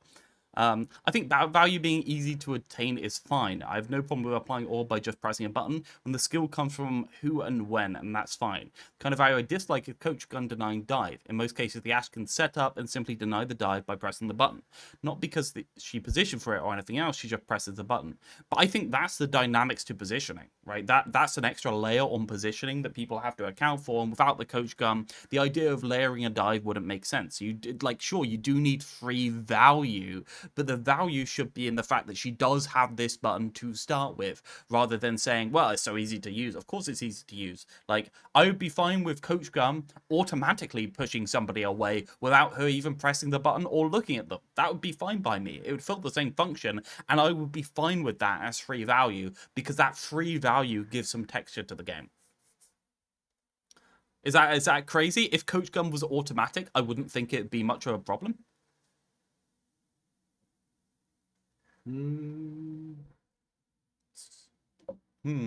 So that's an incentive to play at range because you want to utilize your strengths as much as. Ashe using coach to avoid dive means you can't position on high for a while. Yeah, I say that, but however, like, there's a problem in Ashe's kit where she has a rooting problem where she can get to high and then regen a cooldown, so she is rooted on that high ground, and that can be problematic in certain maps when there are very strong high ground. So, like, I don't think Ashe is perfect, don't get me wrong, but, like, I don't really have a problem with Coach Gun as a concept. I just think, I think that tying the movement and the knockback together is, like, a little bit. Yeah, it's fine. It's fine to me. I don't mind it. You can. So the more you play at range, the less good the left clicks get, the spam shots. Therefore, the only time you would ever use them is to tag someone that's 1 HP after you scope shot them. You would never close the distance to use the weaker part of the kit. Therefore, you're always going to play at distance. The more at distance you are, the less player interaction you have. The less player interaction you have, the less decision making you need, and then the less decisions you have. Therefore, your kit is just stand and shoot people, right? Now, obviously, there's aggressive off-angling, there's flanking, there's different ways to play the game and so on. But your B-roll's not even moving now. Generally speaking, Ashe's kit is pretty rigid because of the scope shot power and the never hire Greed as a video editor. Weakness in the left click spam. If the left click spam was way better, it's strictly a ranter, and the scope shots were way worse, you see Ashe is playing a variety of different playstyles because you would have more options. Would that be better for the game? I don't know. I'm not saying that it would be. I'm saying that you would have more options. I don't know for a fact if it would be good or bad, right? But that's what I mean with hero fatigue. You see a Ramatra, he's gonna do block slop. He's going to pop Nemesis for him. He's going to block. That's literally just what he's going to do. That's what his character does. There's just no beating it. That's what's going to happen. But that's because they screwed up the concept of block by making it inherently passive instead of an aggressive action. They made it bad to form, punch into the enemy team, and then block back to cover. It's Greed blocking for 30 seconds turns it into a podcast. Yeah, it's a podcast with a little light show in front, basically. She's just gonna fortify, stare at you, and shoot you to death. There's nothing else that's gonna happen. She's not really got a lot of other things her kit can do. That's just what it is. It's rigid, it's boring, and it's fatigue. It's hero fatigue. Because every time you play against a hero, you know what it's gonna be. Widowmaker, another one. I know for a fact, if the enemy team have a Widowmaker, I know where they're going to stand 90% of the time, I know who they're going to be shooting at, I know when they're going to be shooting, I know what they're going to be doing 95% of the time. Every single time I run into them. Yeah, sure. That's boring as shit. That is so boring. And that's not necessarily... Yeah, I don't think Widow has that many dynamics to the gameplay, but I don't think all heroes have to have massive amounts of dynamics. I think that's fine. I'm not really a Widow hater. I never have been. I'm fine with Widow's existence. I just think that there are reasonable things to do to make Widow less annoying like we've got. I think our Widow is actually nearing a point where I'm very happy with it. I said to Didac that I'd be happy with him changing the numbers up a little bit in terms of the primary damage again. Right? Because the scopes... I haven't seen somebody get a headshot with our Widow in fucking ages, by the way. In our Pugs. Think about it. When's the last time you saw somebody actually clock someone in the head with a Widow? Now that we put the tracer on it and the glint on it. It doesn't happen. Oh, it's almost as if we solved a problem. where lower and mid ranks are going to ignore it a little bit more. So maybe it's going to be easier to do. And maybe we can shift a little bit of the power in a different way. Or maybe even, I don't know, tone back some of that telegraphing that we put onto the kit. Maybe we can tone it back because it's doing its job. I barely see Widow in general in Pugs. Yes. And when I do see Widow, I see people react to it incredibly fast. Really bad thing. I like consistency. Boring isn't necessarily a bad thing. It should... We actually turned Widow into a tank by making it so that people automatically unpeak Widow's angle. It's so funny. be the fact, though, that the tediousness or the boringness can be circumvented. However, with a Widowmaker, it can't be. And with a lot of other rigid hero designs, it can't be. But, for example, there's for example... Block moment.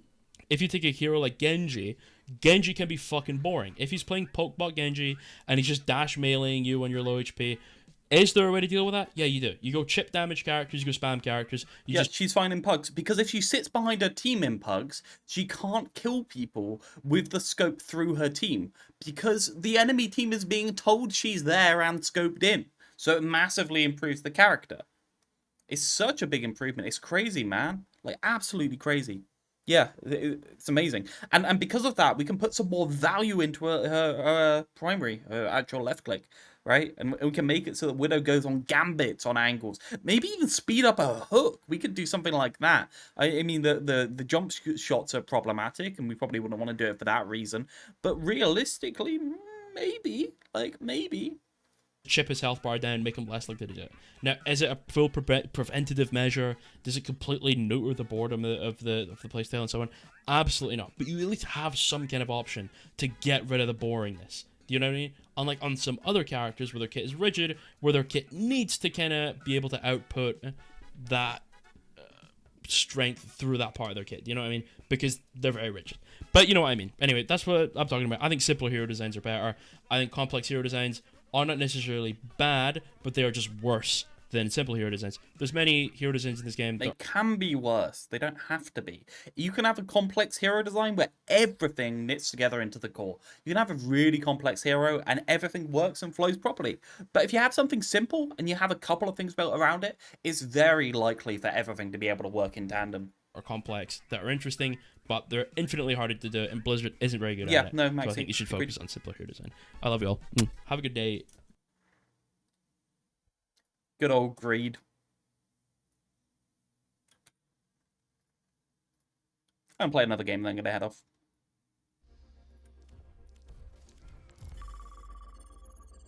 Not even finishing the King's Row game. Yeah, you didn't even like the videos because I didn't like the video. I disliked it. Did I sound like I was liking the video just now? Did I sound like that was good? Where my greed kisses? Yeah. Wait, were there no kisses at the end of that? What the hell, man? It's me. But they are just worse than simple hero designs. There's many hero designs in this game that are complex. Eat a cake. Don't eat a cake. It's bad for you. Eat a cake. Maybe eat a cake if you want to. You have free will. I love you. Goodbye, goodbye, goodbye, goodbye. Goodbye, goodbye, goodbye. Thanks for the 2 views, buddy. There you go.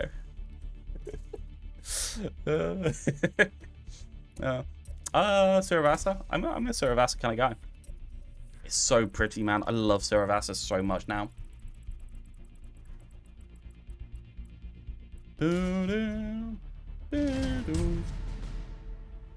I'm getting a lot of requests to start a podcast because I spent hours editing an hour of conversation twice in a row. And now everyone's like, oh, you should make a podcast. But nobody actually wants me to make a podcast. People want me to do a fuckload of editing for B-roll and pacing for a podcast. They don't actually want me to do a podcast. It's so funny. Because I did those 2 videos. I did the How Divers Sustain Breaking Rivals, which was the Abby conversation, and I also did the Rombot conversation. Now everyone's like, oh, podcast, because that's the most viewed stuff on my channel. Because I put a fuckload of work into it, man. It's so much work. There you go. The only thing that matters is Ban Doomfist. Greed, Abby, Realth, Rombot podcast. Let's go. No, Rombot's not a Genji main, so we need to get one more Genji main on. You know, when I did the Abby one, because it was on Rivals, I purposely didn't include Abby's logo because his logo is Genji, and I knew the Rivals players would hit the fucking deck if they saw, like, the first thing in the video was a Genji logo. They just turn it off immediately. Just call it group up and steal SVB's graphics. Yeah, SVB, do you mind sending me over all your OBS scenes? I'm pretty sure you can send them.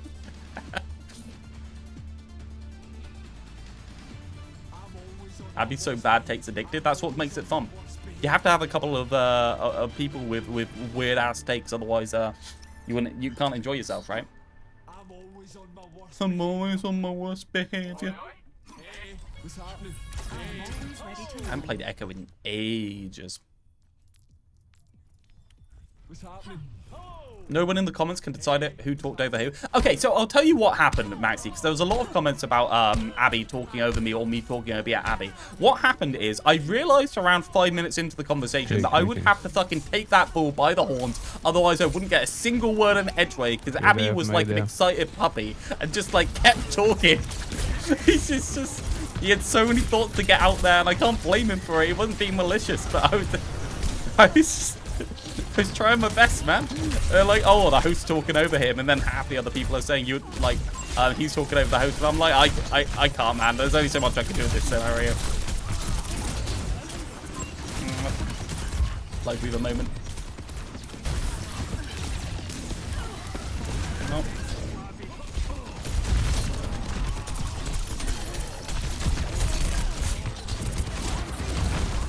Cool. Thanks for the wall hazard. Love that. Really helpful. Salmon.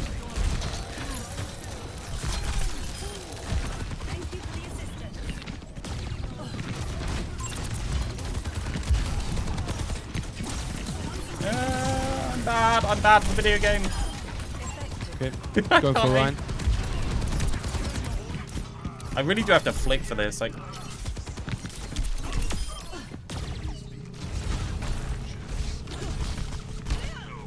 he hasn't hit critical mass like I have though. Yeah, I think the thing is, you put a lot of effort into intros, and you don't put any effort into editing. Let's gonna be honest, but you put effort into like a consistent brand in terms of your intros.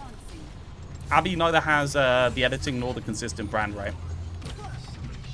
Are Rope and Greed doing a rap battle yet? I certainly hope so. That's basically every conversation me and Greed have is a rap battle. Because we're both talking a Mach 10. Ah, the rest is such a fun hero. So glad that character exists. Ah, fuck it.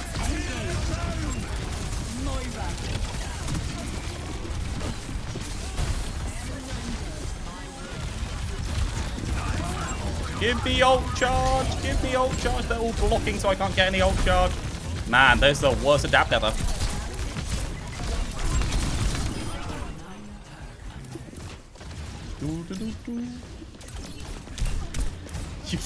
You forget that Abby's massive or not low gold every time you see him. Sure, 3 extra seconds. Okay.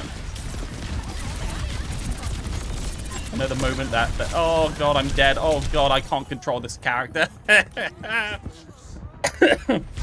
No, what we should do? We should go Anzo so we don't have to think. I can edit well, I just don't because I'm lazy. Next Overwatch video was so edited just for you. You know, just for me, just put effort into the first like 10 seconds in terms of editing, okay? Just for me. Because you have a great brand, and you if you just edited the first like 10 seconds, you get like, I don't know, 50% more views. My professional some help. I tried to help. I can't really jump in that.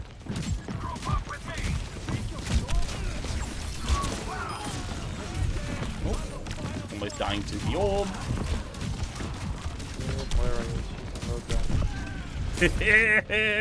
They could have just killed him.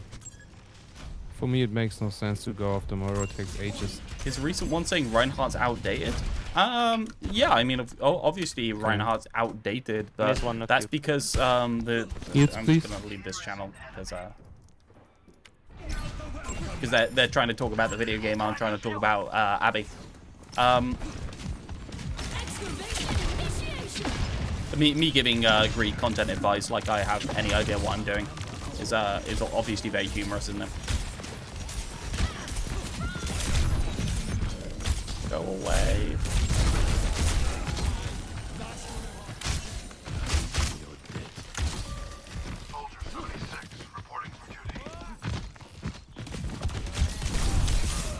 Oh yeah, okay. No, down. Absolutely fine. Yeah, that's a cool character. Yeah. Thanks, Blizzard. Yeah, fine. It's absolutely fine. Yeah. All good. No worries. You don't have to worry about it. Yeah. Absolutely fine. No problem. Just make tanks completely lethal. Make it so you can't do anything about them apart from walking away from them. Okay, that's really fun. Enjoying that.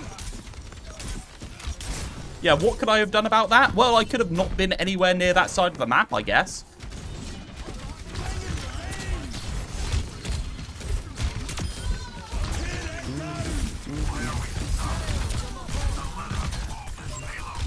Sorry, he's blocked 180 degrees, so there's no way of me ever doing anything into him there. Oh. He saw me.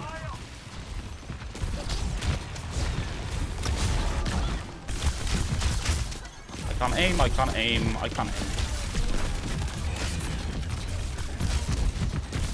One of these days, I'll hit one arrow. It's going to be marvelous. It's going to be magnificent. Magnanimous. Yeah, scream. Got backpack. The 30-second health pack hack is actually quite good. I don't know why it broke down. Oh, yeah. That's fine. Yeah. No doubt. Yeah. Cool. Just, oh, yeah. They're absolutely fine. No problem. I'll just always have lunge off cooldown, right? And if I like, let's be honest, he can chase me through lunge, but I'll just always never use lunge, right? That's how we like our video game, right? Interactive. Just don't ever press your button or you can be insecure by the enemy tank arbitrarily choosing to suicide into you.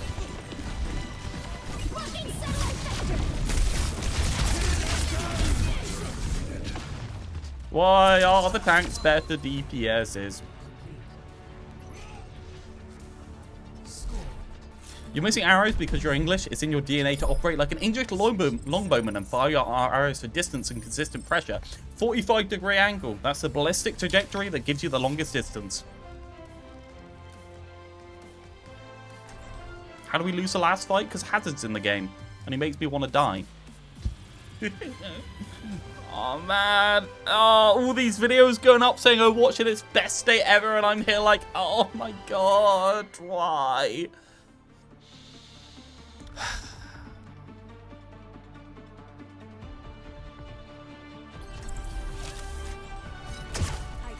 No doubt. The key is that you don't interact with the enemy heroes. You just walk away from them so they can't insta-kill you.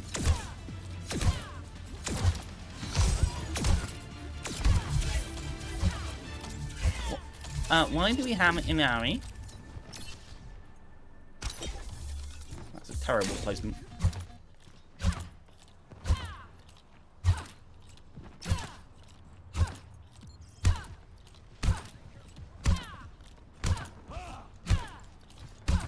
People saying Overwatch is the new golden age, right? They're shilling. I haven't played the game in 5 years, and their opinion comes from Blizzard Overwatch traders.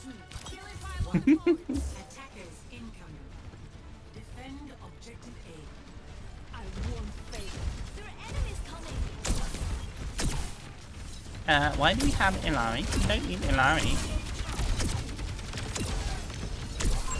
Because I can actually aim occasionally on this character.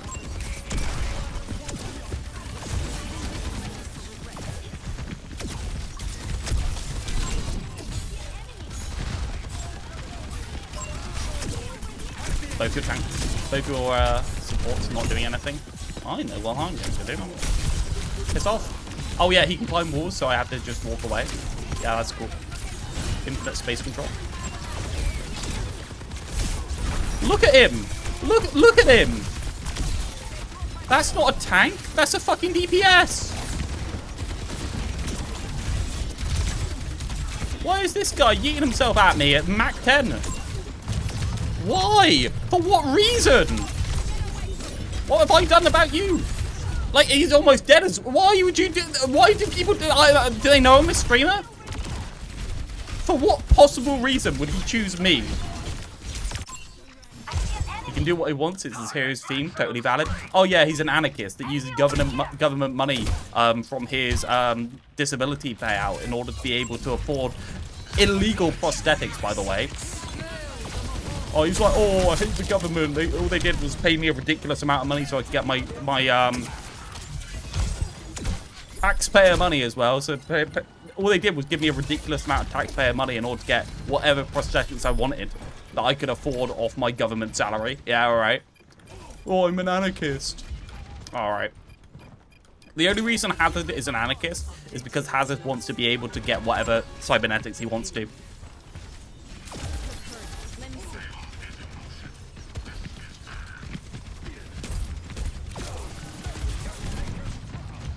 I'm bad. I can't aim. I'm bad. Oh, it's Hazard. Look, it's his hero fantasy. Look at his hero fantasy. His hero fantasy is almost killing me, even though I use my ability to get him away.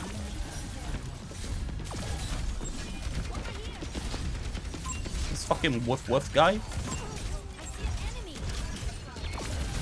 Look how long that is, man. That's obscene. He wants to anchor that, so I'm just gonna pile on that.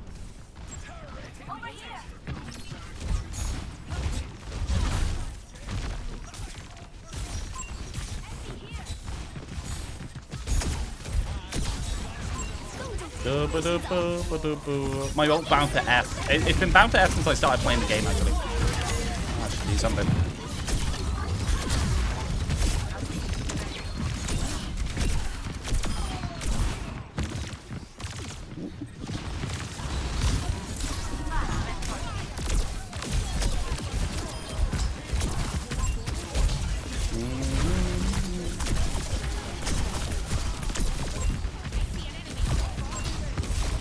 Oh my god, stop running away in the most awkward manner possible.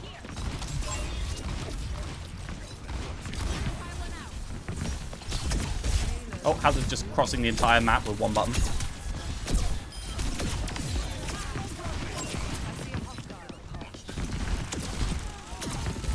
I can't aim, I can't aim, I can't aim, I'm going high.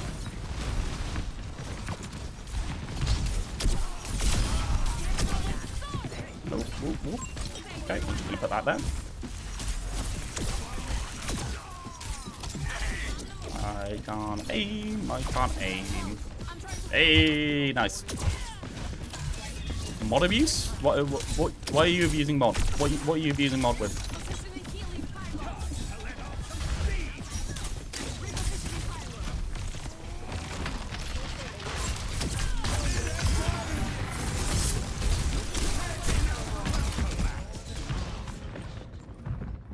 Oh, sorry. If my mistake. If my mistake. You know, I shouldn't have done. I should have never pressed the shift button ever.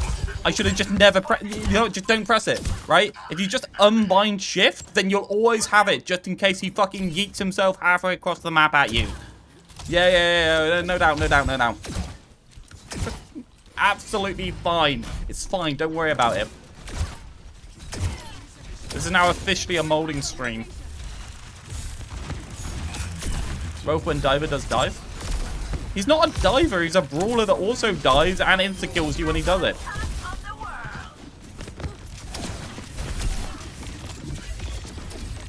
Hazard is a DPS. Orisa is an off tank. Orisa is not a main tank. My original hot take.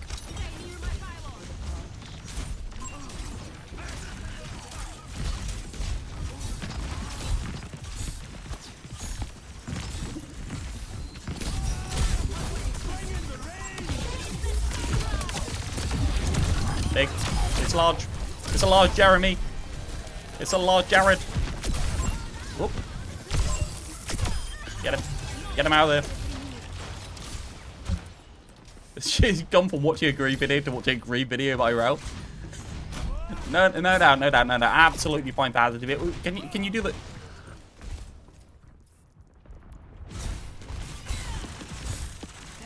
Where's my push to go? Hey, do you have the woof voice line?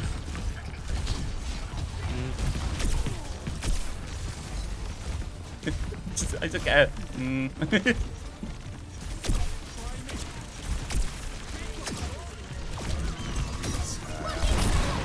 I just kind of stared at that gas.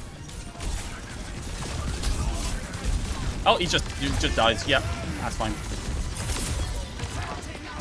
You know what I'm doing? I need to chill. Apparently I'm feeding. For God's sake. Okay, getting ram out here is enough value for me. Oh, sorry, he's 20% faster than me, so he can just absolutely yeet himself after me. We're good. Everything's fine. We're good. He's pissed off now. I'd be pissed off by him. I fell off by accident. Bowcats is such a skilled hero, man. God, I'm good at this video game, man. Yeah, I just don't press shift, right, or lunge, or any movement. I just save it forever because if I ever use it, I'm instantly dead. Yeah. It's fine.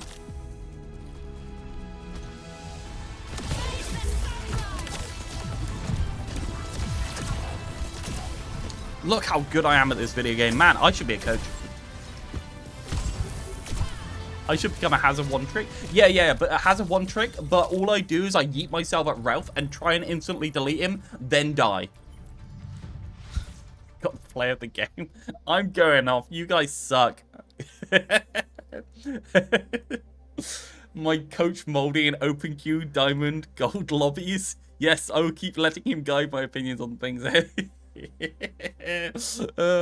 Okay, love you guys. Have a nice evening. I'll see you soon.